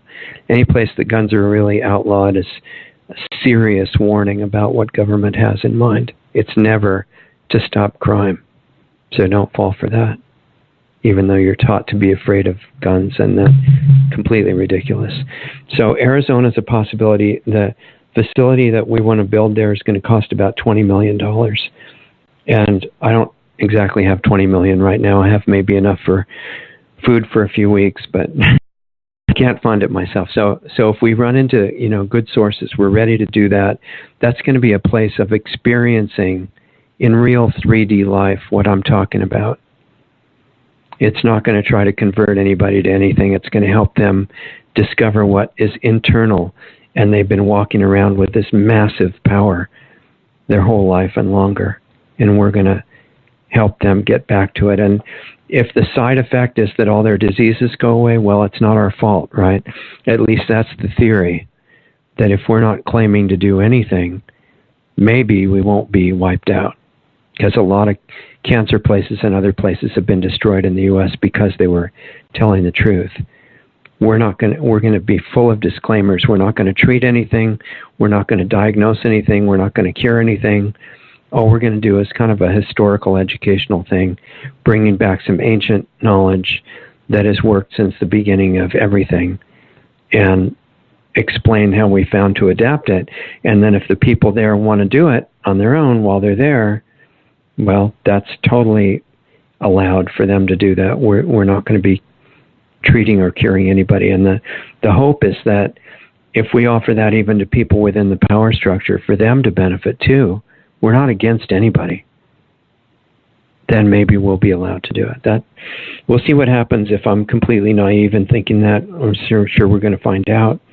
But that's the idea. Now, back to frequencies. I guess the only thing I would mention on frequencies is that you're the biggest positive cell tower that could ever be imagined. And the only reason you're not operational right now is if your thoughts and your emotions are scattered all over the place, and you're wasting your time criticizing other people and critiquing events around you, and thinking so-and-so's good or bad, and thinking to yourself, this is your identity, and using that inadvertently to be unaware of who you actually are. You have unlimited power. And these subtle energy currents that manifest as the electricity in the body, that everybody's really worried about being messed up by Wi-Fi and all this stuff, those currents are incredibly powerful. But they respond to your intent. And if your intent is scattered, and you have deep subconscious beliefs that you're limited, they won't do anything other than maybe keep you alive and sick. So learning to refocus that intent and the thoughts and the emotions that you carry, every cell takes those as orders, and they follow them with absolute devotion. So if there's a level subconsciously where you're giving the order to be sick, your cells are going to obey you. So you need to start by becoming conscious of what's in your subconscious now. Subconscious means below conscious level, and you have to make it conscious. All you have to do is, it's not that hard. You just have to be quiet, wide awake but quiet. Don't fall asleep. This is what meditation was supposed to be about. And start being aware of what's running through your mind. And you have to stay wide awake, focused, and totally relaxed. And if there's tension in you anywhere, it'll block the results. So you become aware of things like your programs that you've been running in your mind every day as normal, and it's not normal. Because what you are is way better than any program. And aware of what your body is communicating to you 24 hours a day. And if you start looking at your body like a small child that you're in charge of and that you're supposed to care for, when you really get that, that's the end of willpower required to do anything. At that point, you'll be able to follow any kind of a lifestyle program, any kind of a diet. You'll be able to do fasting. You'll be able to do anything with no willpower. But as long as you feel like your body and its emotions are you can't do it. It's going to take willpower and it's not going to work. So to do it right, you have to be relaxed, and you'll see that the energy goes up. It's just the programs that separate us from everything. If you find yourself in the real sense, not your personality, but who you really are, you're going to find your source. Because the forbidden truth, since we're dealing with so many forbidden things here, is that yourself is the same as the source. It doesn't mean that's a lot of people freaking out. It doesn't mean your personality is like some kind of supreme being. Your personality is a bunch of programs. I'm talking about your ultimate original consciousness. You know what that was made out of? Not Home Depot. It was made out of the original source because there wasn't anything else to make it out of. That was it. And this is why people have been tortured and killed by even suggesting that they could be identified with the original source. And you know who killed them? The religious authorities, because it threatened the idea that you need a middleman. You need to get rid of the blocks. And then everything becomes possible, and healing the planet is not a difficult thing at that point. But the extreme terrorist, Freudian slip, extreme programming can make you into a terrorist, because it can tell you totally ridiculous things, such as murder will get you into paradise. A lot of people believe that. A lot of people in the general population of places like America and Western Europe, or what used to be Western Europe before the EU, they believe that suicide bombers are really doing a good thing. This is widespread. So the global power structure is using these crazy people to bring in one world dictatorship right now. It works perfectly. And the people doing it, the terrorists who think they're going to go to paradise, they're going to be discarded by the real power structure as soon as their work is done. And they bring in so much chaos, the terrorist people, that the idea is that all of us will be there begging for the New World Order, UN forces to come in and bring peace and order, which they will happily do. And that'll be the end of anything except for slavery. That's basically the plan in a nutshell. So those willing to carry out mass murder like the guy in Nice, or the ones who shout Allah Akbar and shoot police, and the Black Lives Matter people who are being funded by the Soros Foundation and others to make believe that they're fighting for social justice, but they're actually being used as pawns to destroy the society. They're all very useful, and they'll be thrown away as soon as they accomplish the purpose. And it brings up the question of religion or any kind of belief system versus getting in touch with the actual reality that's behind it. For example, memorizing that Jesus or anybody else like that is this incredible being versus meeting that being and finding out for yourself. The experience is better than the belief if you have a choice. And if you start with the belief and you don't investigate and you don't dig in yourself through your programming and get it out of the way, you stay at the level of belief, and all you get to do is memorize things and tell yourself stronger and stronger, I absolutely know this. But until you experience it, you're missing a lot. So religion is kind of like dictatorship. It can encourage people to be really great, or it can turn them into mass murderers who believe they're going to go to paradise. And the programming is so strong that if you question it, they may kill you. It's happened all throughout history.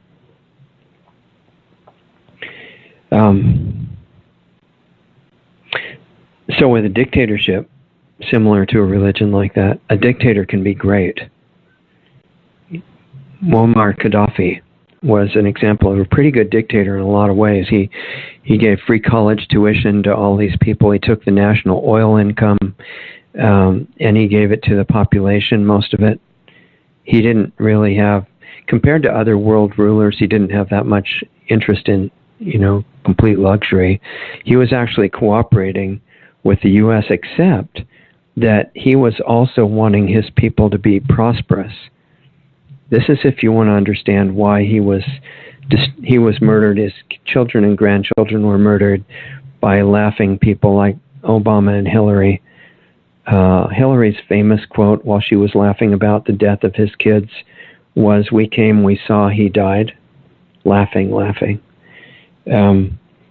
He was actually trying to do a lot of good with the oil money for his people, but the best good that he was really doing was not the water system he put in for the whole country in a desert to give them all of this possibility of development. It wasn't the free college. It wasn't, treating women well and stuff like that. What it really was is he put in a bank which was based on gold. And the gold dinar, I think, was going to be the currency.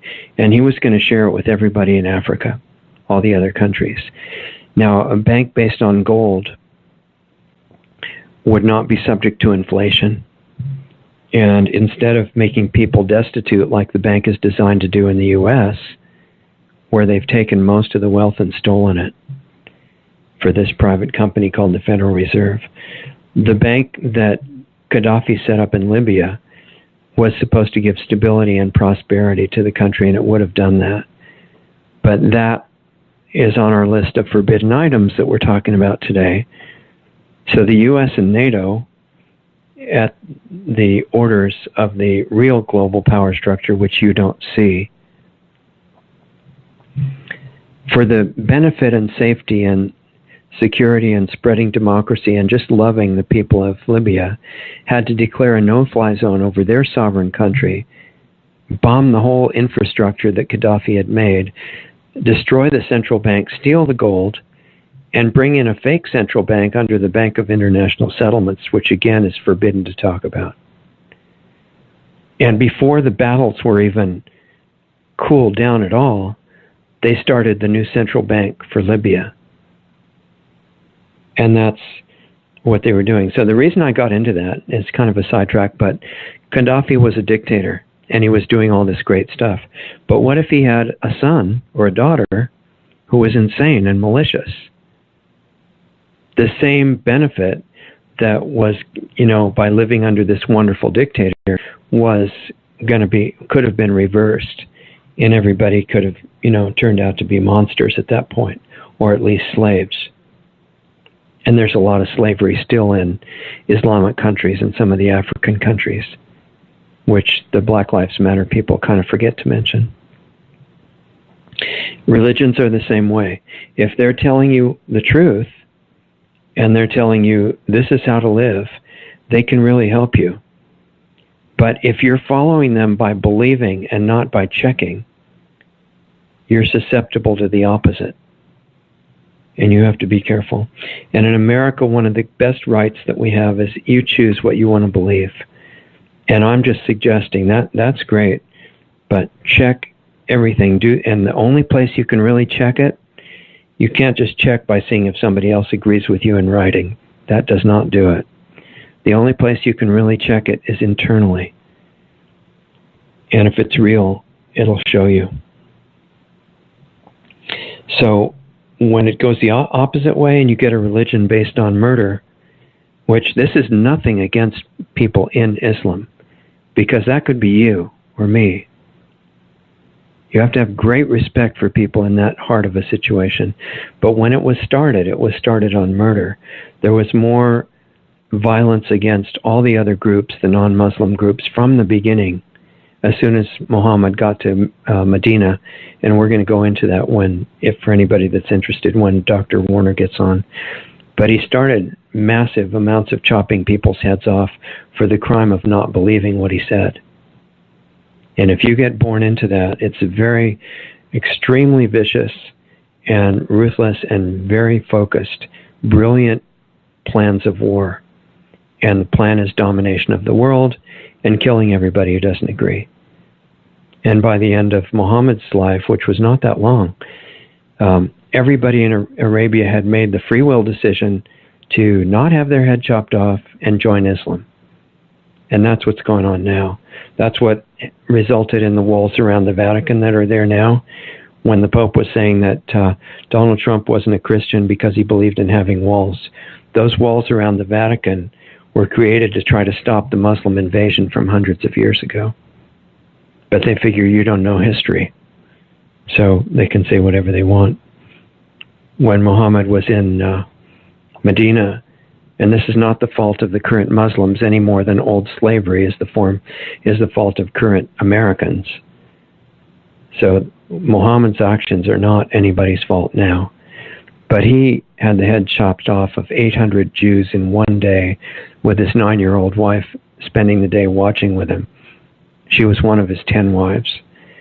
And he had them all had their heads chopped off, and imagine a lot of screaming and blood. And that was their day at the beach, basically, watching that happen in order to take over the area where they had property. It's not friendly. So if you're in that system now, you got some serious stuff to look at, particularly since you're threatened with death by the system itself if you even consider leaving. Non-Muslims have to have great respect for the difficulty of that situation, and we need to support those people. So, anyway, that's a few of the forbidden subjects. And, the bottom line is just challenge yourself. What programming do you have? Your mind is going to tell you, oh, yeah, let's think all day about these other people's programming and how dumb they are and everything, or whatever you want to think about them. No, that's a trick of your mind to keep you from doing your work as long as possible. And that program will keep you from doing your work and learning your lessons until the end of your life, whether it's in 10 seconds, which it could be, or in 100 years. That's one of the common aspects of everybody's programs, is it will keep judging everybody else, talking about everybody else, and not us. And if you see it playing that game, that's the first step, and then you have to go beyond it. Not by force. You can't force your mind out of a program. It's going to backlash. It's like trying to go on a diet with food that you don't have the strength to do. Even if you force it for a while, you're going to end up failing and gaining more weight than that back. So the trick is, where your real power is in complete relaxed focus and treating your body like a small child in your care, and your mind the same way. You say, okay, mind, I appreciate, all these things that you've been running my whole life. But you know what you could do that would be really appreciated and really valuable? And then give your mind a positive job to do it. Maybe you need to remember somebody's name, or you need a new idea for what to do in your business, or you need to think of new nice things you can do for absolutely everybody in your life, including the people that are not nice to you. Mind can be really useful for that. It's just a computer. And in a completely relaxed way, you're changing the programming. And there's something incredibly great inside you that's been there since before you believed in anything. And it's still there now. It's the reality that all the beliefs are trying to get a hold of. And you have it. So I'm sorry to take so long. I need to shut up soon, but I just want to encourage you to get in touch with it and live in touch with it. Let me see here. So, okay, I got a message from Doug. This is not a super sophisticated system here. He just sends me a text, and he's going to give me the text of this Facebook question that says, this is not scripted, guys. We don't have teleprompters or anything. Question via our Facebook page from Bridget T. Richard, so now we are down to Trump and lying Hillary. I don't know if that's her first name, but it's kind of a nickname she's got now. Who is your guess for the next president? I just don't see Hillary winning, but Trump has issues too. I wanted Bernie. Okay, so we'll talk about that in a second. Thank you, Bridget. Let's see. I wanted to finish this one train of thought and let you know that this is the reason, this getting past your programming is the reason for efforts in meditation. And all the various types of meditation that I'm aware of that have been going on for a long, long time are to try to achieve a certain combination of an awareness state, and that is wide awake and totally focused and totally relaxed. And you need to scan your body and just let it release any points in it that have tension. And it's very hard to be fearful or worried or angry or any of the things that knock you off balance if you're physically relaxed. It's a really useful tool.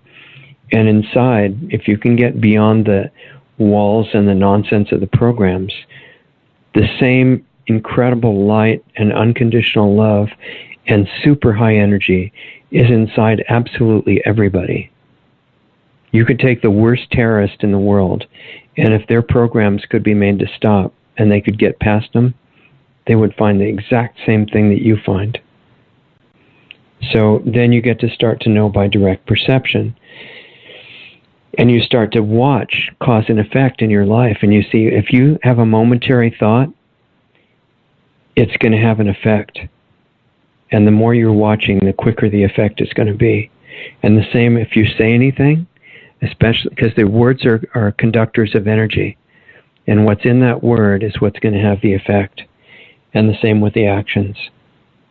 So you see that, you start sincerely wishing good for everybody else.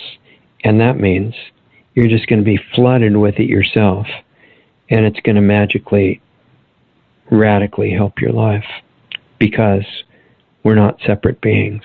We just appear to be while we're in these roles.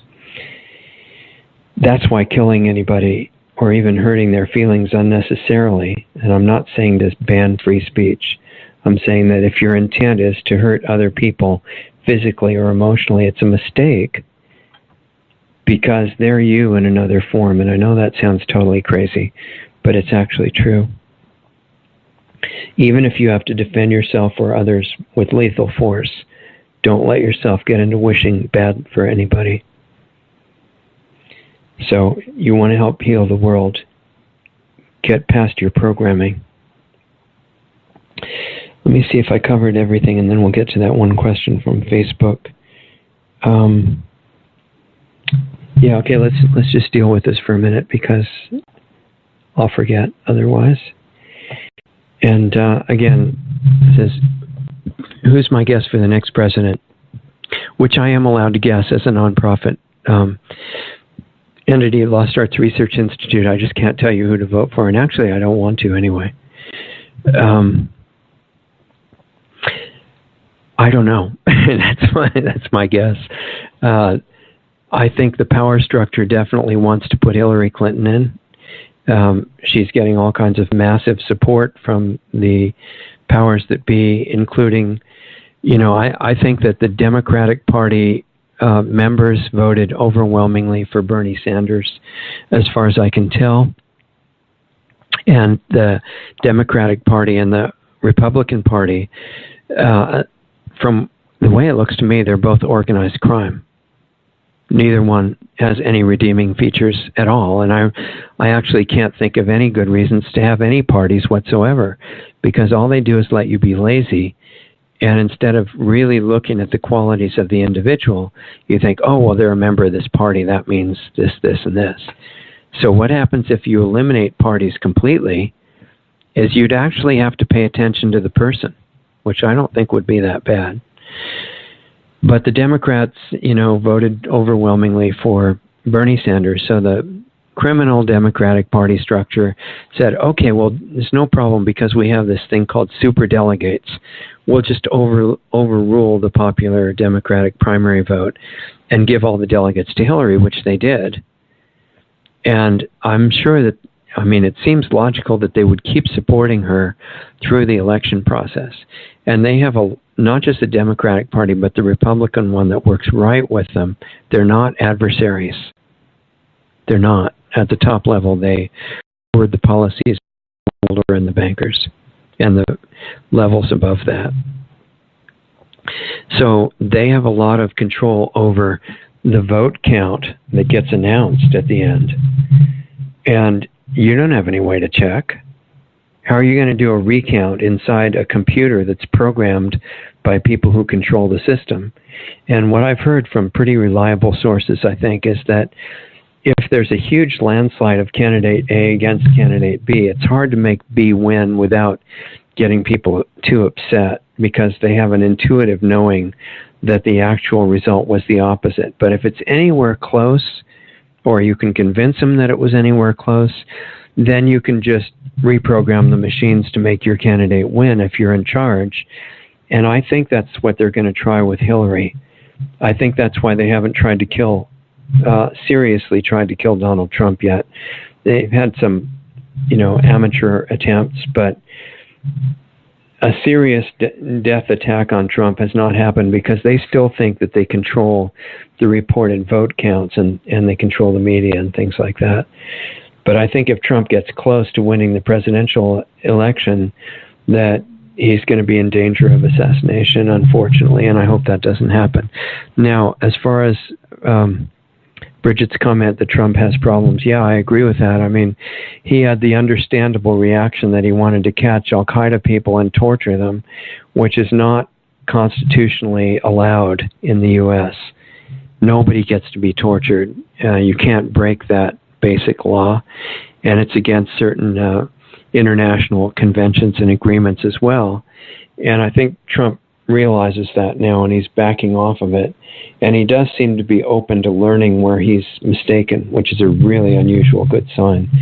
If he does pick this vice president, then that, which is Pence, the guy that got announced yesterday, I think that would be a real major problem, because Pence is in favor of this secret trade agreement that Trump has gotten a lot of credibility by exposing. So why he would pick somebody like that, I have no clue. But as far as Bernie Sanders goes, he seems really nice, but now he's endorsing Hillary. And if he had actually any principles of caring about humanity, he couldn't do that. It would not be possible. So he's definitely not what people thought he was. And he was espousing socialist principles, which are absolute suicide for any country. Venezuela is demonstrating that now, but many countries have in the past. And what always happens is that when socialism or communism is being presented to people, it's always to bring them some kind of nirvana, wonderful situation. And the problem is it doesn't. And the people they put in charge to make sure nirvana happens end up just stealing everything. And it ends up in complete slavery and destitution. It's a terrible idea. Anybody that says that you can raise minimum wage and fix the economy that way, even fix people's situations, is completely out of touch with how economics works. If they wanted to fix the economy in the U.S., it would be really easy.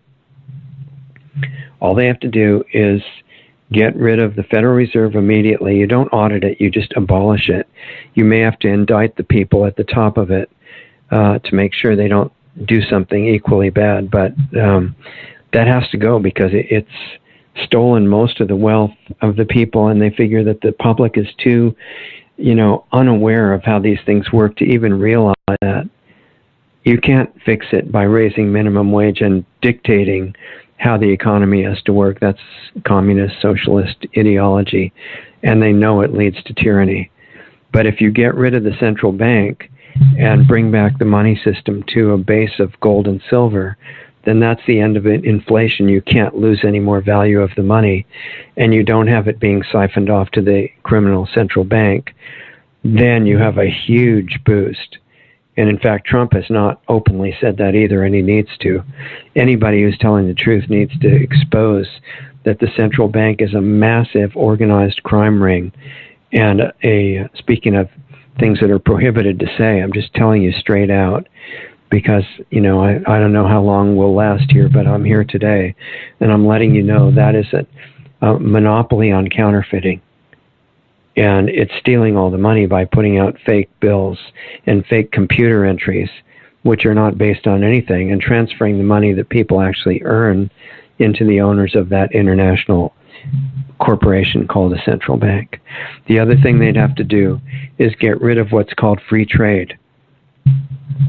And that is forbidden to criticize. In fact, people are starting to go to jail for even criticizing government policies in what used to be Europe. So it's coming here if we're not careful. And the thing about free trade is that when the country built up tremendous wealth, independence, national security, all these things, and you didn't have people, all over the place depending on government handouts. 50 million people now are having to survive by food stamps, which is not their fault. It's part of the intentional government plan. And it's partly the central bank, but it's also partly free trade, because they used to have what's called protective tariffs. And now they're making you think that protectionism is something bad. No, to protect something good is not bad, okay? You're just being brainwashed. And what the protective tariffs do is that, let's say you want a car that's made in Japan or Korea or Thailand or who knows where, China even, and it's being sold for $2,000, and a car that's made in America is sold for $10,000. Well, you can get that car from the other country, but the government charges an import tariff of $8,000 so that car will be the same as it would cost to build here, and then you get to buy it. And the government gets $8,000. They don't need an income tax for anything. They don't have any excuse to know about your life. They have their import tax that supports them, and they only, do their legitimate functions. They don't do the massive illegal operations that our government does now, so their costs are much lower. But they have a legitimate source of income there, and the car industry in America doesn't die. If you take down that import tax, that protective tariff, and you let the $2,000 car come in from the other country, I think you're enough of a rocket scientist to know what is going to happen to the car companies in the U.S. What do you think? They're all going to die. It's really, really simple. And so when they started this out with NAFTA, saying that this is really going to help you guys because you're going to get a $2,000 car, right? Save 80%. And most of the public actually fell for it. Unbelievable. No, you're not even going to have the $2,000 to pay for that car because you're not going to have a job. You're not going to have any industry. You're not going to have the protective tariffs that are now called evil. And so your country is going to have no security, even if you have military on every street corner, because the countries that make what you need can dictate to your government what to do. And if you can understand that, and that applies not to just America, but every country, you have to support the domestic self-sufficiency in the industry and the farming there. And if you don't, if you make believe this nonsense about global competitiveness, your country's going to die. And what that leads to is one world government, which will be a complete dictatorship, and they're not going to care about what you want, and you're going to be starving or dead. And it's as simple as that to understand these things. So when Bernie Sanders or any socialist person says they're just going to have government take the wealth of these evil, bad, rich people, the ones that still have an operating business, for example, and give it to the people who are now on food stamps, they're either malevolent and they want to hurt you and be in the power structure that's in charge of making everything wonderful so they don't live by it, or they truly are honest and they don't understand how economics works. Because you have to have freedom. You can't have a government setting prices or anything like that, or else the economy is dead, and you guarantee tyranny. So this is why Bernie Sanders was a really bad idea, and he's not a candidate now, so I think I can say that. Anybody who proposes government control over the economy, whether they call it socialism or fascism or communism or even democracy, is either really unaware of how things work or they want to destroy your country. So I hope that clarifies it. Bernie was not a good idea. And I don't know if Trump will end up becoming bad. He could. I have no guarantee of that. We know the background of Hillary Clinton. I'm not telling you whether to support her, but she's definitely been, complicit to mass murder, as has Obama. And, vote for who you like, because we're nonprofit, right? Have to get used to that. So, I'm sorry I've talked so long and probably put everybody to sleep or bored you to death, and I really apologize. And if nobody has any immediate other comments or calls or anything, I may get to escape an hour early today, which is fine with me. I got lots of work to do.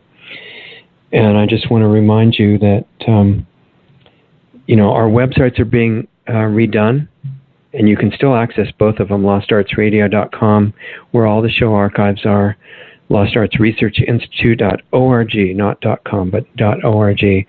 And they both have donate buttons. And if you don't have resources, please don't donate anything. But maybe you can tell other people about it and know now that we're just going to go all out and try to do this project right now because things are so serious in the world. We need points of light. And with your help, we could become one. We could tell the truth about disease and health, break through the blockade of real information, and teach people how to get in touch with themselves after doing that. And I don't see any other way to avoid annihilation for the planet at this point. I don't think the best candidate in the world is going to do it because the real power structure in the U.S. is not visible. Remember, we had Stephen Greer on the show, and not in person, only recording. I'm sorry to say. I'd like to get him sometime. But he was saying that one of the reasons that Kennedy got killed is he was going to expose all this secret information in the government, and he was on a plane explaining this to somebody and just started crying, saying that this is completely out of my hands, and that's how it is for presidents. So you're the only hope for this country and the planet. And it's not just if you're, a member of a religion that believes in mass murder of people that disagree. If you're a member of one of those, you got some serious thinking to do, because you will get the call to help that.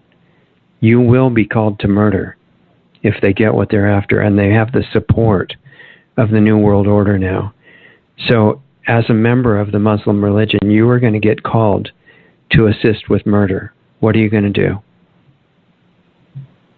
And if you're following any other programming, which everybody is, then basically you have the same choice in another form. You know, are you going to follow what you're dictated to, how you're supposed to think, how you're supposed to feel, who you're supposed to hate, who you're supposed to say is wrong, and you're the only one who's got the right beliefs? Are you going to go along with that? Or are you going to connect to the reality behind those beliefs and start telling the truth no matter what? Because if you don't stay aligned only with one little group, the people in that group are not going to like you. Even if you're talking about the reality of what they really teach. That's how it's always been. And if there's a certain small critical number of us that make a commitment to do that, so that that actual love, which has become a cliche now, and that brilliant light and that current that keeps us all alive, if we reconnect to that and start letting it come into the world through us, which is really what you've got as your opportunity, then we could still stop what is coming and reverse it. And I think that could be worth doing. So let's see. Just about to wrap up. I should let John say something, though, before we go. So, hey, John in Dallas, what's on your mind? Good morning. How are you? Hi, doing great. What's going on? I just wanted to clarify, it's a great show, and I wanted to clarify that if we have any questions for your guest tomorrow night, that we can send our questions to your Lost Arts Radio contact info. Yeah, or you can send them to me. I mean, it's not going to get on to him tomorrow because we're already set for that. But what he will want is he'll want to do his next show dealing with all the questions, because we don't have enough yet for him to do a whole show on questions. And that's what he wants. So if you start now sending in by email all questions for Barry Trower, and he wants to know, as those build up to where we can do almost a whole show on just the questions on Wi-Fi, cell towers, EMF pollution, countermeasures, ways of protecting your house, you know, anything that you feel like is relevant or important, we need to get lots of emails about that. Okay. So, yeah, I'll spread the word among the friends that we listen to the show, and so that basically we can start sending those in now for the next show. Yeah, exactly. And that'll determine when we get him back. But I think it would be really helpful to get those in. And okay. And then my other was with Ken Roll as your guest. Will he be discussing? He has several devices that he uses, or says that basically may be helpful in basically protecting from pollution. Will that be some of the topics that Ken Rolla will be discussing? Yeah, Ken Rolla is just incredible to have on the show. He's been on before, but and his website, freshandalive.com, you are allowed to go there and see what he's selling and making. A lot of that stuff he's invented, or it comes from friends of his that are inventors, and they're specifically for counteracting negative radiation from cell towers and EMF pollution. And he's not only brilliant, he's a really good guy. I've talked to him a lot, and we're going to be asking him about what you can do, really, because Barry Trower usually talks mostly about the problems, which is very valuable in itself, but it's incomplete. And we really want to get into as much as possible. What are the positive options that you've got? And that it's going to be incredible with both of them tomorrow night. So, awesome. Yeah, if you can let people know, that would be good, because, you know, last time we tried to boost one of these particular kind of shows, Facebook blocked it. So they are aware of what we're doing and would like to keep us almost unknown. So the response to that would be, you know, publicize it everywhere. I will, definitely, and I'll pass the word along. I'd like Ken Rolla, too. Yeah. And be able to have a great discussion with him tomorrow. Yeah, it'll be super educational. So, well, you shows always are. So you guys. Well, I'm really fortunate because I get to learn from all these people up close, and it's amazing. I mean, that's one thing about how I wanted to be invisible and got dragged out. If I had succeeded in remaining invisible, I never could have had a chance to meet almost any of these people. Even the first guest on the whole show was Marcus, and that was amazing. And now he's a good friend, even though I'm a heretic with the raw vegans because I use the raw milk. But well, so does Ken discussed how he had dental issues as well when he was doing the raw vegan, and so Ken Roll using the raw milk. Yeah, basically. Yeah. What Ken noticed, among other things, is he had bone density issues, and usually that affects mostly women, but men get affected too. And he was getting osteoporosis, and at the time he didn't even find the whole raw milk to drink. He just found some raw organic butter. And that's missing some of the elements in the raw milk, notably what's in the whey. But he just used the raw butter, and it fixed his bone density just by itself. Wow. It was completely amazing. And I think it seems like the raw milk is just a superfood gift from nature and God, and just totally amazing. So we might, and you have a clue from government, because the government says it's like the worst thing you could ever eat, and it has to be eradicated.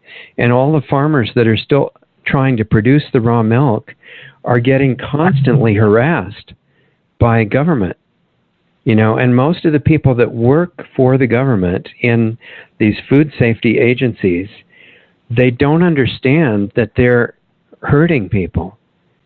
They are, it's all based on the wrong understanding of the germ theory.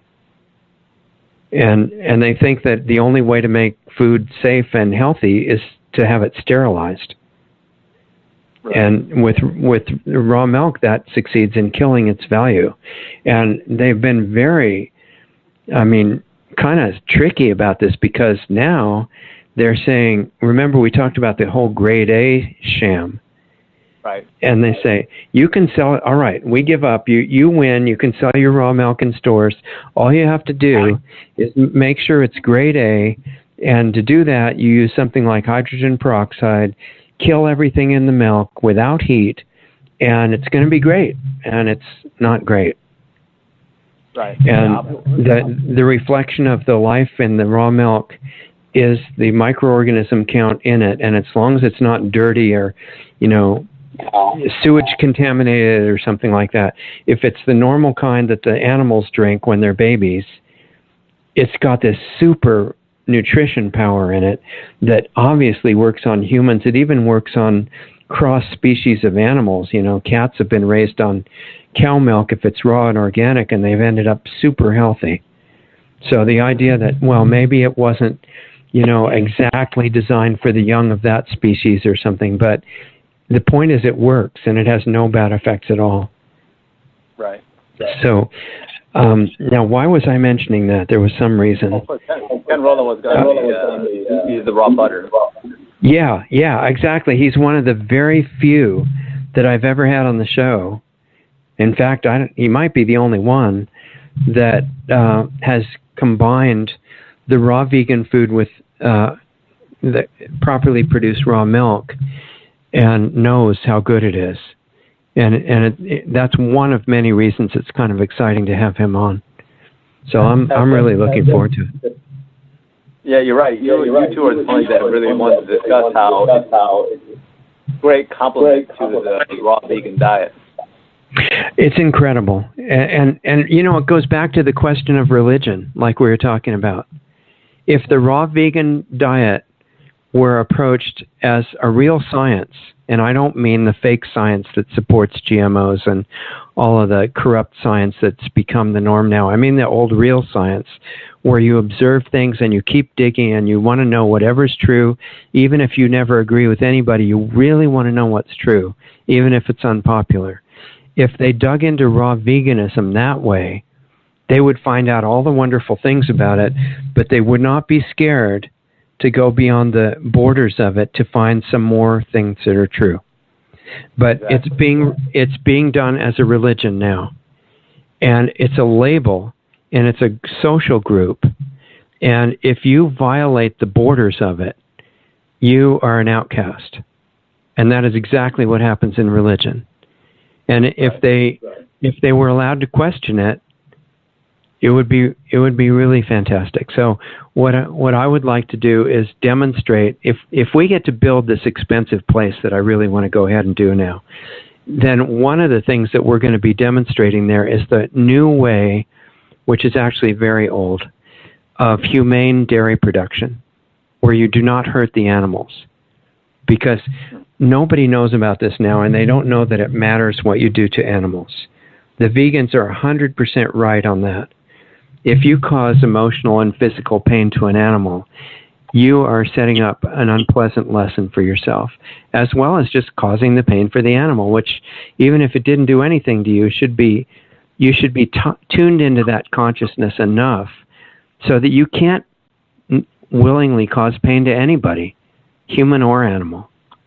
Right. And there used to be a system, maybe 5,000 years ago when Krishna was around, and before that, when at least some people understood the fact that these animals are conscious, emotionally aware beings.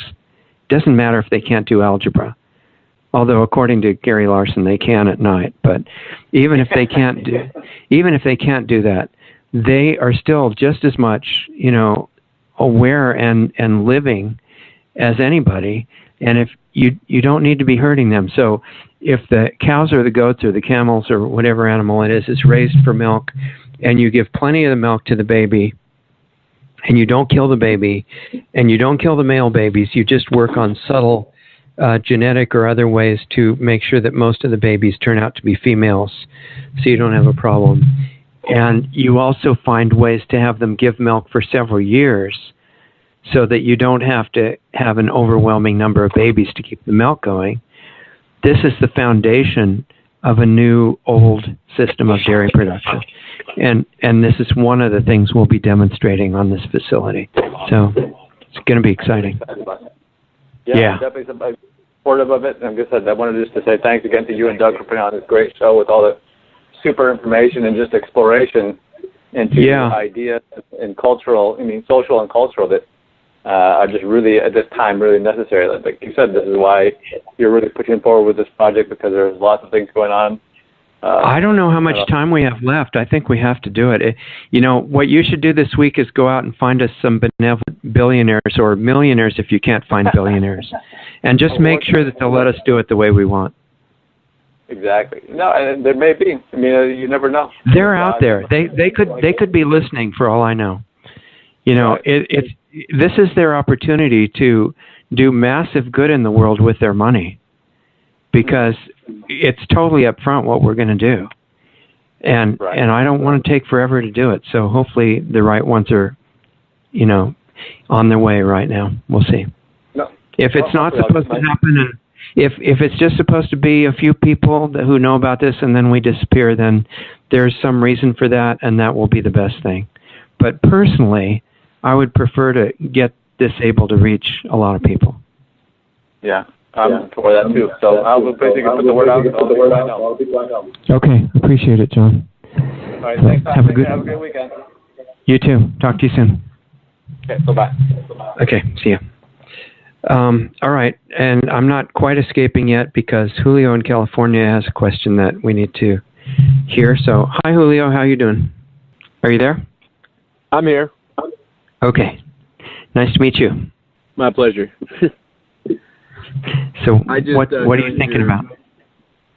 Well, the thing that I was concerned about that I mentioned to the other gentleman was, I'm a Vietnam veteran that walked through Agent Orange, and I think it's affected my legs because I now have chronic venous insufficiency, and I'm thinking I may have type 2 diabetes.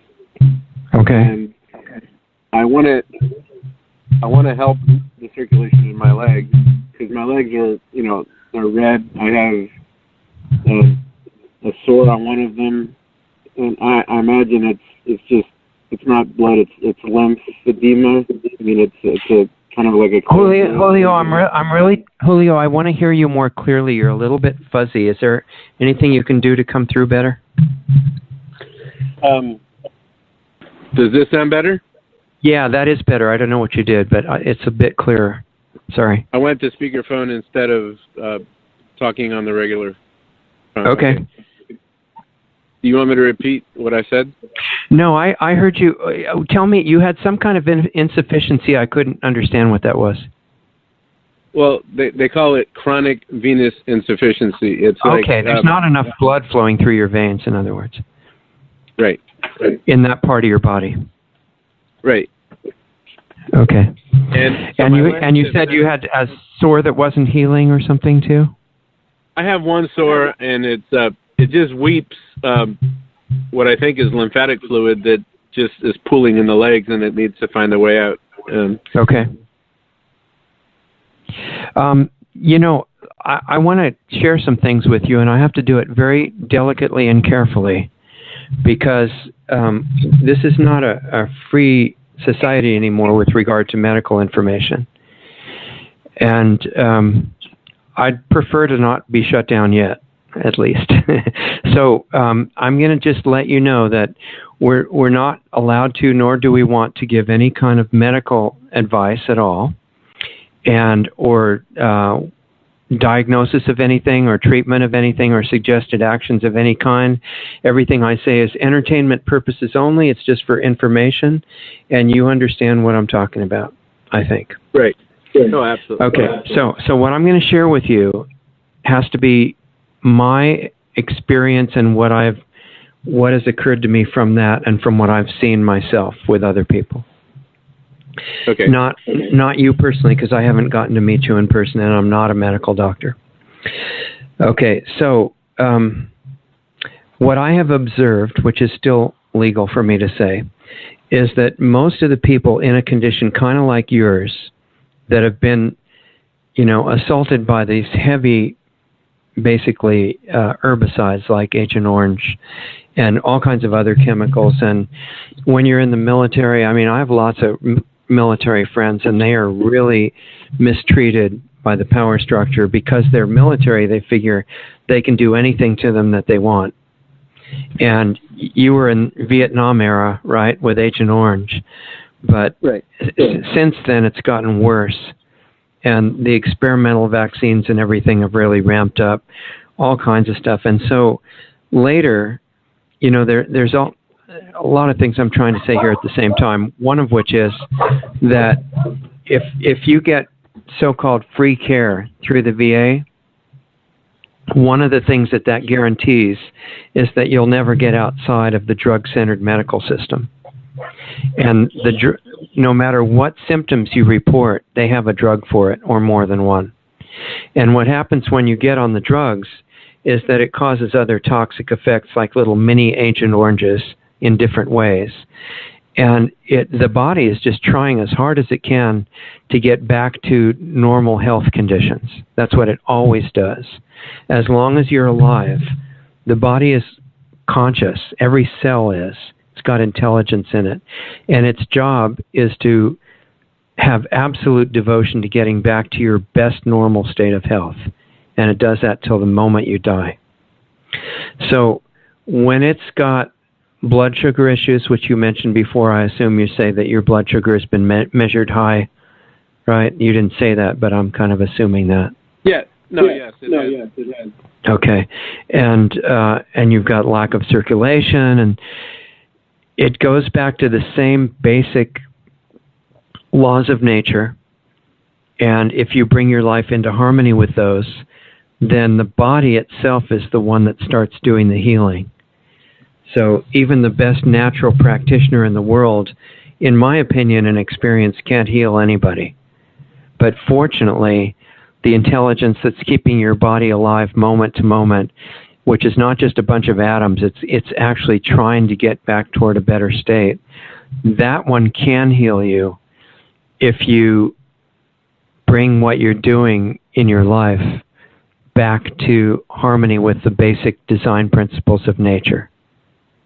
And if you're eating poison in the form of drugs, And if you're eating processed food with poison in it from the grocery store, which is most of what the food is, or even more severe if you're eating GMO food, which is coming to you from the same people that made Agent Orange, and you're getting the effects of Wi-Fi pollution, which is very harmful for people. Maybe you're holding your cell phone against your body, which is very damaging. And all the things that the doctors generally don't tell you because most of them don't know. These are the things that block your body's attempt to repair itself. And what you have, it's basically an educational process, in my experience, that if you learn what these laws are and these design principles are, and then you meticulously go through what you're doing every day, and at whatever speed you can psychologically feel comfortable with, you start upgrading the details of your lifestyle. That's the only thing I know of that allows the body to heal itself. And it's not like a different treatment for this disease or that symptom, or, the same things are basically required no matter what the symptoms are showing. And the symptoms depend on where the weak spot in that body happens to be, what particular poisons, you've been storing up in your body since you were born or before that are still there causing trouble. And the body, fortunately, has a mechanism that's built into the body to get rid of the old toxic material. And if you get rid of that and you start replacing it with certain kinds of nutrition, you can reverse all of the aging and disease effects that I've ever seen. So that's kind of a general overview. And I've worked with a lot of people individually doing that, being very careful to tell them that I'm not doing anything, because at this point we're still allowed to talk.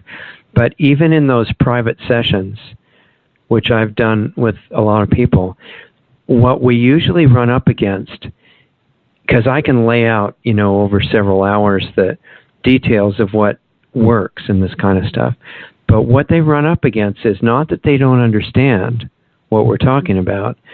It's that psychologically they can't change what they're doing. And even if they say they can, they get an emotional connection to lifestyle habits. It doesn't, it's not only alcohol that's addictive or heroin. It's anything that you are psychologically used to. And so we get strongly connected to the taste of certain kinds of food, or the social interaction that goes with it, or, it could be almost any subtle thing like that. And that's what usually gets in the way of, even on a diet that's not, very brilliant, like one of the generic weight loss diet things that still lets you eat GMOs and all kinds of poison. Even those diets, if people can't become aware of and deal with the psychological part, usually it's their own programming that's going to prevent them from following it. So a lot of it is that. And that's why we talked about, if you start looking at your body kind of like you would look at a small child in your care, rather than as you, if you just master that one thing, you're not going to need willpower to do anything anymore. Because how much willpower does it take never to feed poison to a child? None, right? You don't care how great the taste is. It's irrelevant. And it's the same principle that gets you immediately beyond the whole willpower question. And if you can do that, then it's just a matter of figuring out what are the laws of nature that the doctors didn't know about and didn't tell you, and trying to do what you can to get your vitality coming back so you can get off drugs. I'm not telling anybody to do that, but that's what it takes. Well, I am not on any drugs. I will not take pharmaceuticals. I don't drink. I don't smoke. Except for red wine. Well, then you've got a big head start, because almost everybody now is getting addicted to medical drugs, if not others. And so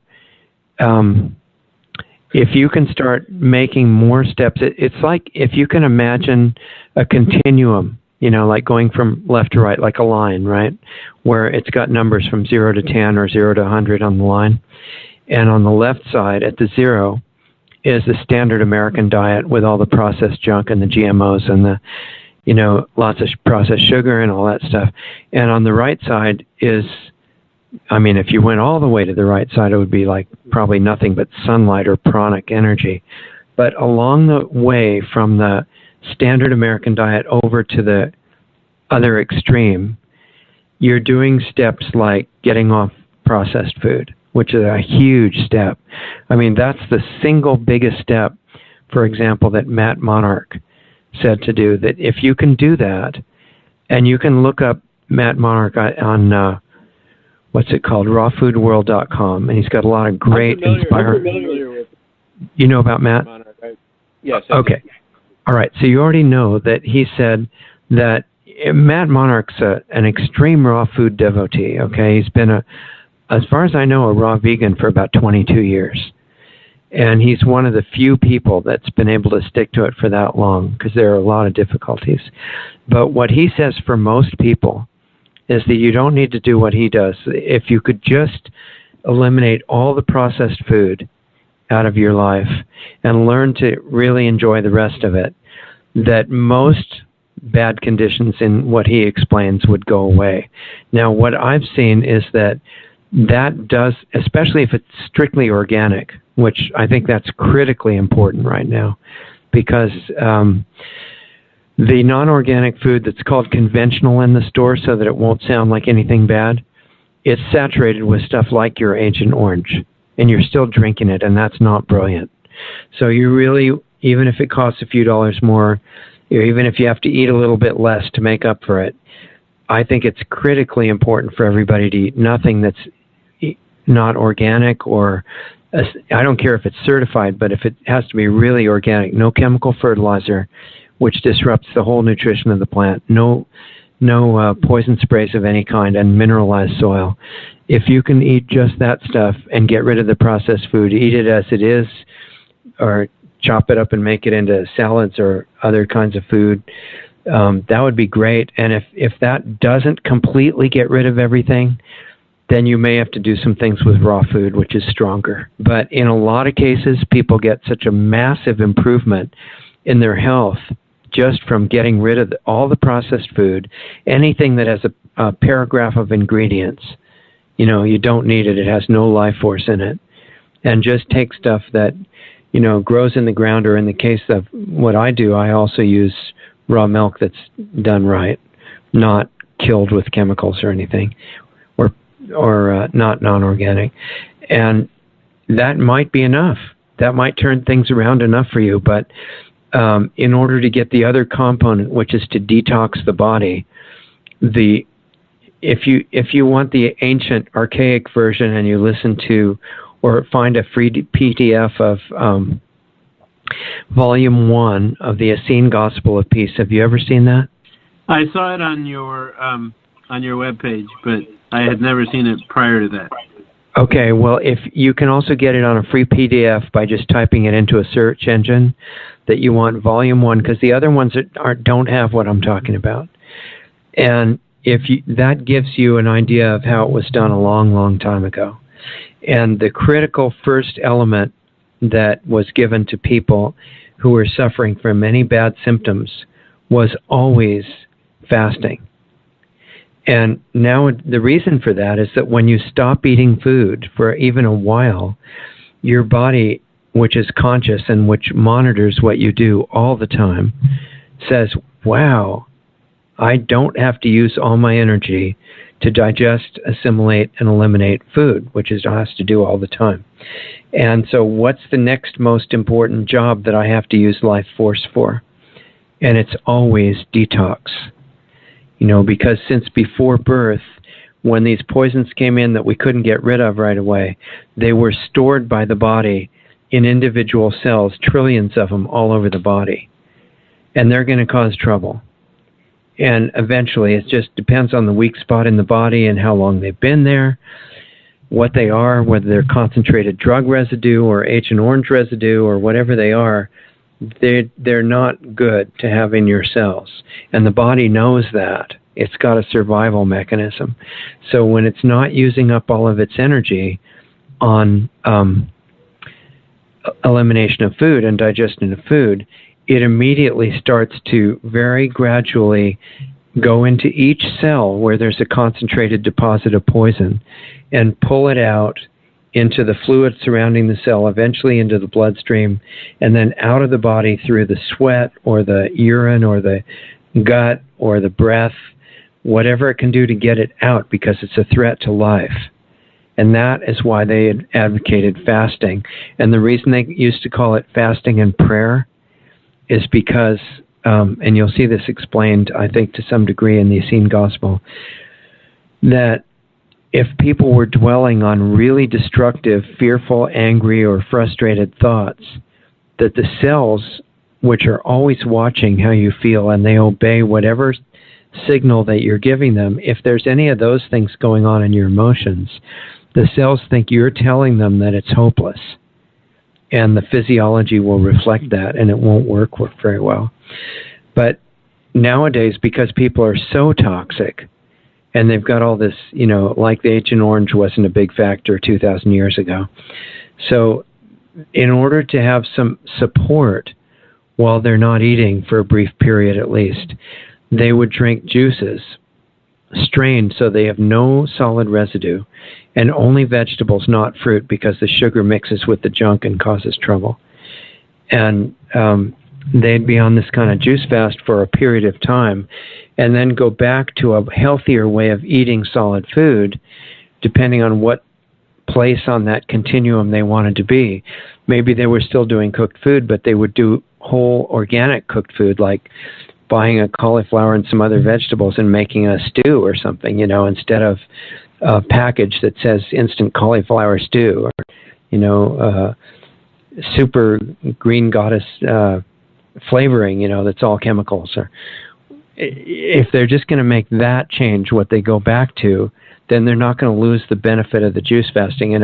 And you can see a lot of free information on juice fasting, both on YouTube, where you just look up juice fasting, or sometimes they call it juice feasting, and it's all free. And you can have a huge amount of education from that, particularly from people that have treated different conditions. See, they can do it because it's on themselves.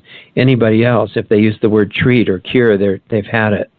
But it's not quite at the point where it's illegal for you to do it yourself at this point. And then the other thing is, on Marcus's book, it tells a lot too. I read a book by Paavo Airola called Juice Fasting. Yes. I did a 60-day juice fast.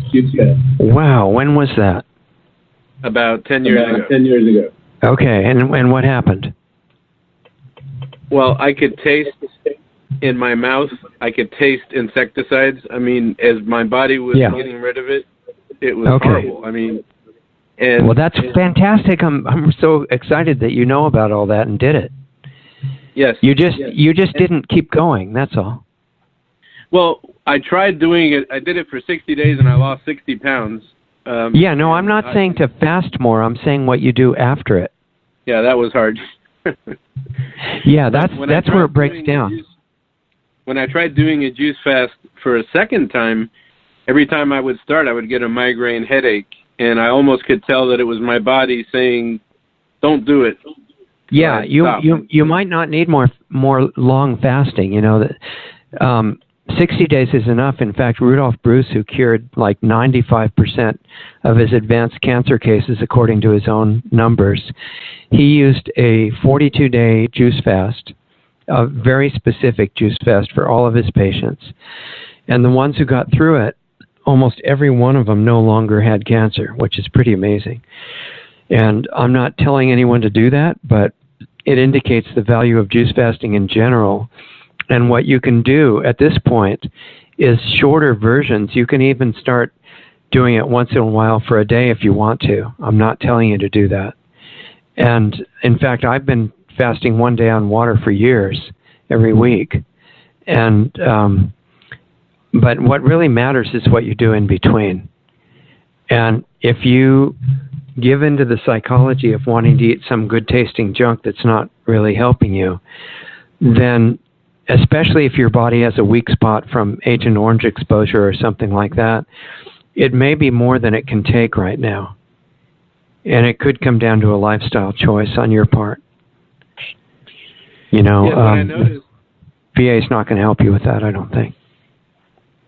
What I noticed, and this was, I think, stated in the book, I did not feel hungry after the third day. And yeah, I know. That's amazing. And as long as I just felt no pain and felt good, I kept doing it. And it was on day 60 that my body said, you need to stop.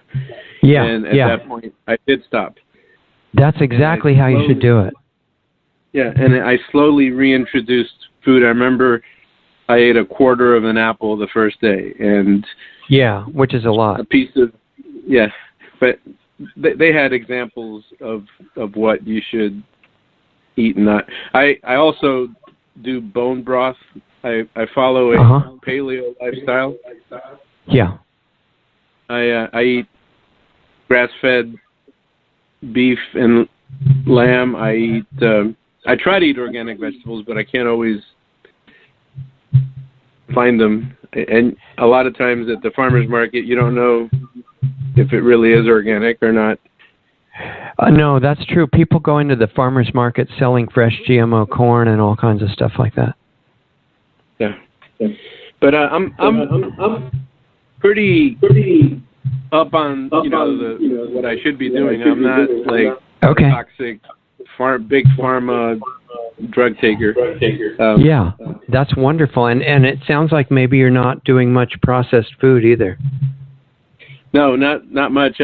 The only processed food I probably do is if I go to a restaurant. Mm-hmm. Yeah, they would have it. That's true. The other thing I would suggest, since you're going to have to push a little further, I mean, not you, because I can't tell you what to do, but people in general, if they're not liking the symptoms that they have and they have more cleansing to do, they're going to have to go a little bit further along the continuum toward, the more ideal diet if they can. Well, they just have to get to where they can do it. And in your case, I would say, this is just what I would do. Okay, I'm trying to prevent myself from telling you anything to do, but I would look for a really true source of properly produced raw milk. And I would also put more effort into finding organic vegetables so that I stop buying the ones that aren't. Because the kind of junk they're putting in those now is really not good. And I would start easing off on the meat, because the meat has byproducts in it that really are not very good for you. And the humans, this is just my experience, humans are this is where the paleo guys miss it completely, in my opinion. Humans are not designed to be carnivores at all. And there's several things about us that make that obvious. And all the paleo guys are going to want to kill me for this, but that's just how it is. With a serious meat eater has a much shorter digestive tract, for one thing. Ours is very long, and meat tends to rot in it. And even if it's good meat, the byproducts of rotting meat are not good. A real carnivore, if they're going to stay healthy, they need to eat the animal either as it's dying or right after, and not when it's sat around, unless they're a vulture or hyena or something, because they have a different kind of acid. But the real meat eaters have a different psychology than human beings completely.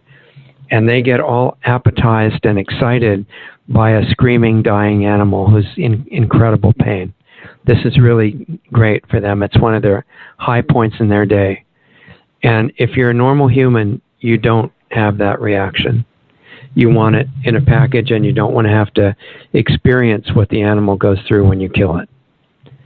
So, and our teeth structure is completely different. We can eat anything, which these guys often point out, but we have no need for any dead animals at all. They don't serve any function.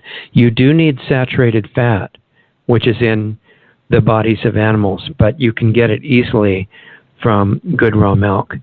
And it doesn't have the electrical component of fear in it which is a huge force as far as your health is concerned.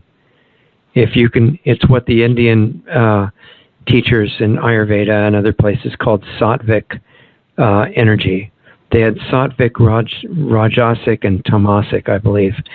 And tamasic, which is kind of a dead energy, was coming from eating animals, for example. And you can try to be like a natural carnivore and jump on the animal and rip it to pieces and eat it while it's dying, but that doesn't really appeal to most people. And it tends to have a psychological effect on people that is not really in harmony with the body. So I'm not telling you, this may sound totally crazy, but I have to tell you.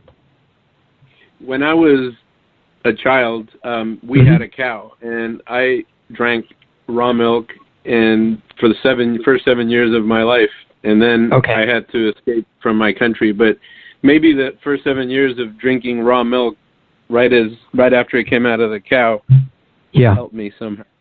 I think it probably gave you a fantastic foundation, and it may be the reason you're in as good a shape as you are, which would be wonderful, because what's in there is, I mean, again, you have to trust the government. They would not work this hard to eradicate it if it wasn't one of the best things on the planet. And all of the cholesterol that you need, all the saturated fat that's there. When, I was a raw vegan for quite a while, and when I started using a really good source of raw milk, I was partly a vegan because I did not want to hurt animals. I knew intuitively that the cow or the other animal that I was eating was no different than my pet dog. And when I honestly thought about ripping my dog's head off and eating it, I knew that that wasn't what I really wanted to do. So that part I still agree with, but I needed the saturated fat, and I was emaciated and weak and cold and psychologically fragile and fearful and stuff. That's all symptoms of saturated fat deficiency. And maybe in an ideal environment where the magnetic field of the earth is what it should be and the minerals are good and everything, maybe we could get it from just raw vegan food. But for most people right now, that totally does not work. And when you look at them, they look like they're in a prison camp. And when I started with the raw milk and no other changes, I gained 35 pounds of muscle. And I was able to work out more, and I didn't have that aggressive kind of killer streak that you normally tend to get when you're eating meat. And even in the Essene time, a couple thousand years ago, at the end of that period when Jesus was walking around and that the main teacher that they were interacting with was him, some of the Essenes were eating nothing but raw meat, like a perfect paleo. And the reason they were doing it, you see, people think that the Essenes were all really evolved and everything. A lot of them were just eating the animal as it was dying, blood all over their bodies and stuff. And they noticed that it made them more of a killer. And they felt like they wanted to be what they called zealots to defend their belief system. And they found that very helpful. But what it's not helpful for is getting in touch with what's actually inside you.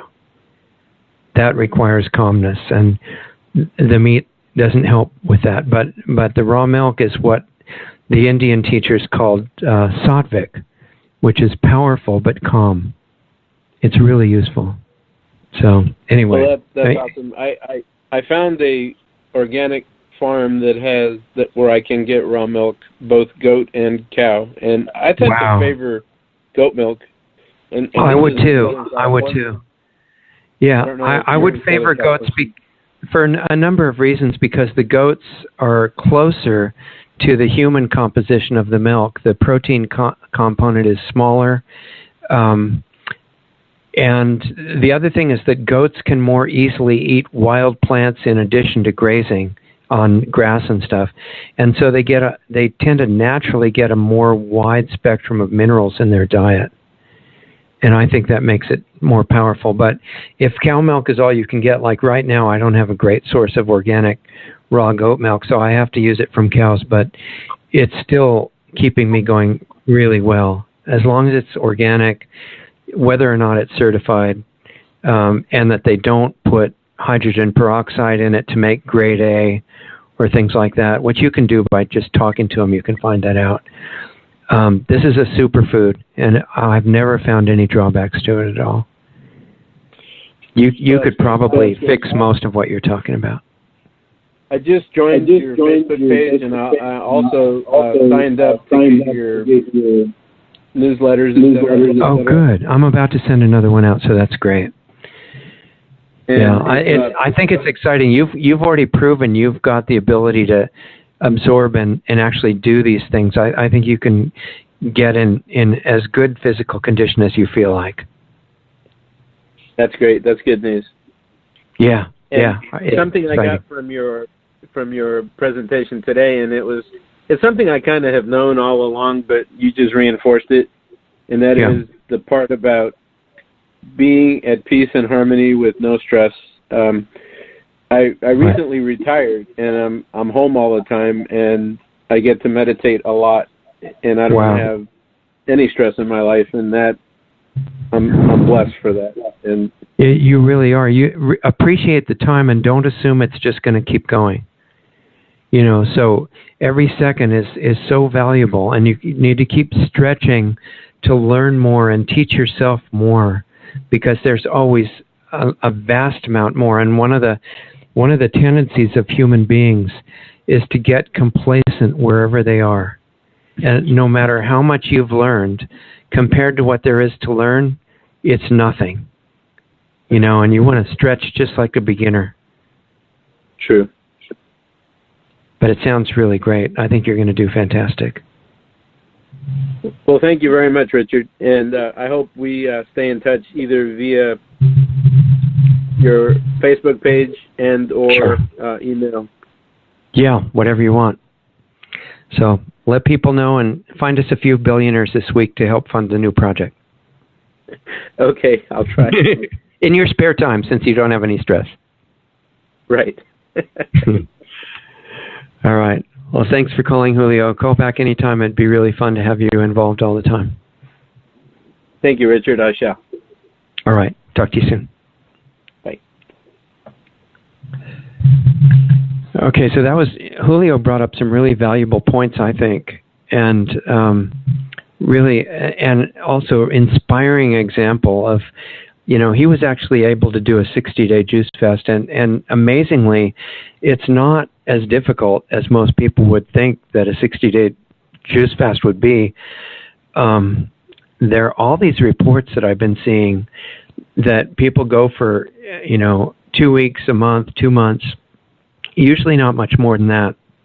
They lose a lot of weight, but the weight that they get back, if they don't just gorge on junk food, is much better weight, better quality muscle tissue, better quality fat tissue, because you need some fat on your body too, and more like the fat on a very young body, which has a lot of good texture to it instead of just falling off your body. And if the circulation gets better and the lymph flow gets better, then both the muscle and the fat and the nerve and the bone tissue and all the different kinds of tissue that you need will be a lot healthier. And the body, remember, is renewing these all the time.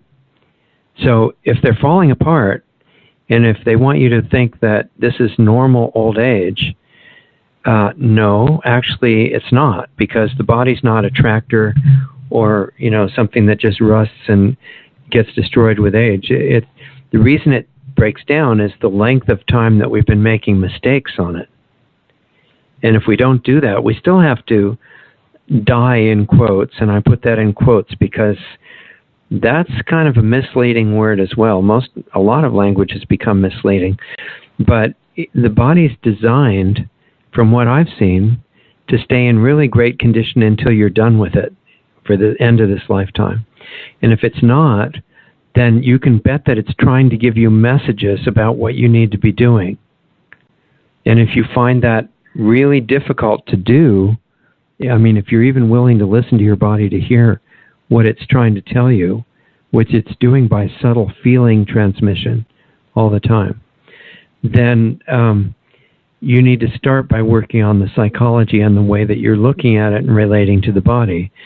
And, we've talked about psychologically with other people on the show that you have to love yourself as, I mean, this is even in the Bible. Love others as yourself, and love yourself too. And if you don't love yourself, because you take the statement, love others as you love yourself, you can't do that if you don't love yourself. It wouldn't make any logical sense.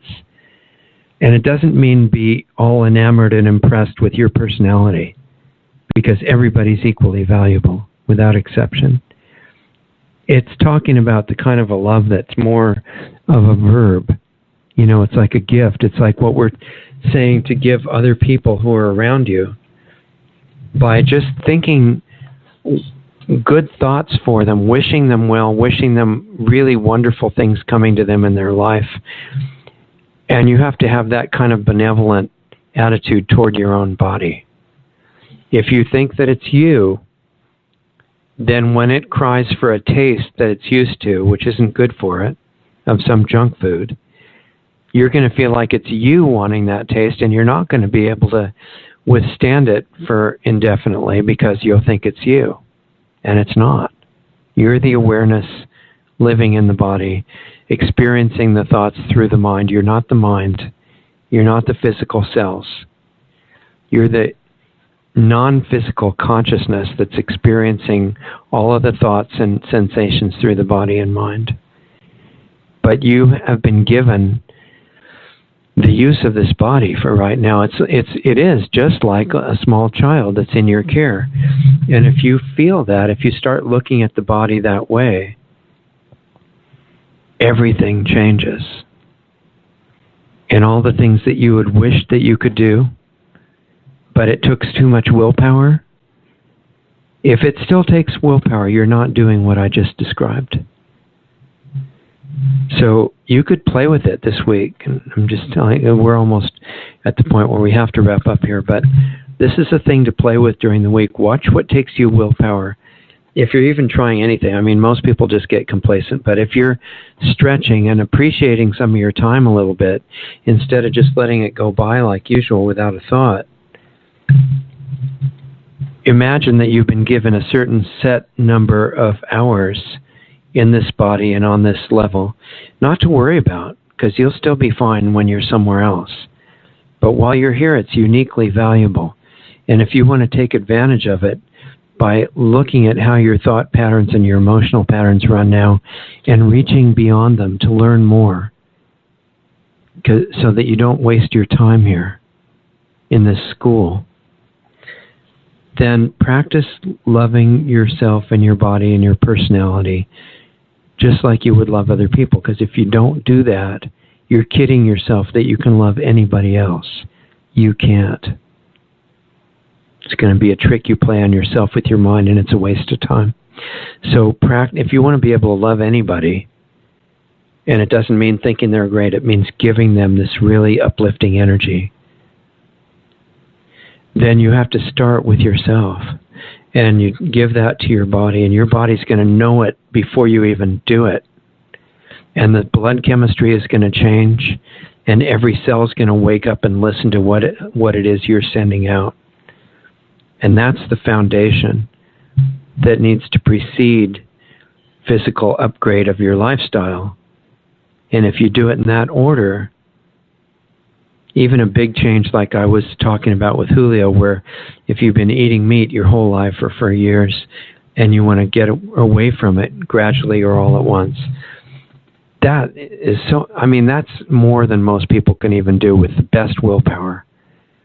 And doing it by force is going to make the effect bad. They're going to end up feeling like it's a mistake. If you do it by just flooding your body with this approval, uplifting love energy and joy, watch for the emergence of willpower, because if it ever comes up that you need it, you're not doing your job. The nice thing about it is that it's going to make upgrading your life actually fun and enjoyable, whereas before it was always, for most people, this thing that you wanted to put off as long as possible because it's so hard and it takes so much willpower, right?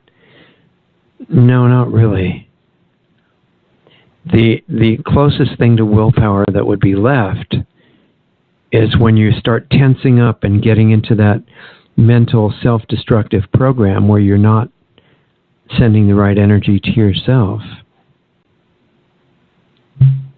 You have to stop that, let it go, relax again, and then you know the energy that you would have if you were a little kid and you were near the most wonderful parent that you can imagine taking care of you.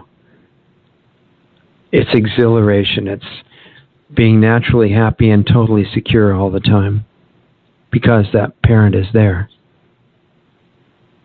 That's how you feel normally. Anything else is getting out of touch with that force that's overseeing us all the time, no matter what you want to call it. And if you have that, then you have to honor it by giving that yourself, to your own body, to your own personality, to everything about your limited level self. You have to just flood it with approval, love, inspiration, upliftment all the time. Even if you're one of these people like those of us that have to study the bad activities of the power structure, okay, well, go ahead and study it or do what you have to do against GMOs or chemtrails or whatever, but do not ever move that emotional connection that's just pouring love onto your personality, body, cells, mind, everything. Turn it into a flood. If it's a flood now, turn it into a massive waterfall. Make it bigger and bigger, and you're going to know if you're fooling yourself or if you're really doing it very easily by how you feel. And the more happy and relaxed and high energy you feel, it's a clue that you're starting to, that's your biofeedback that's telling you you're doing it right.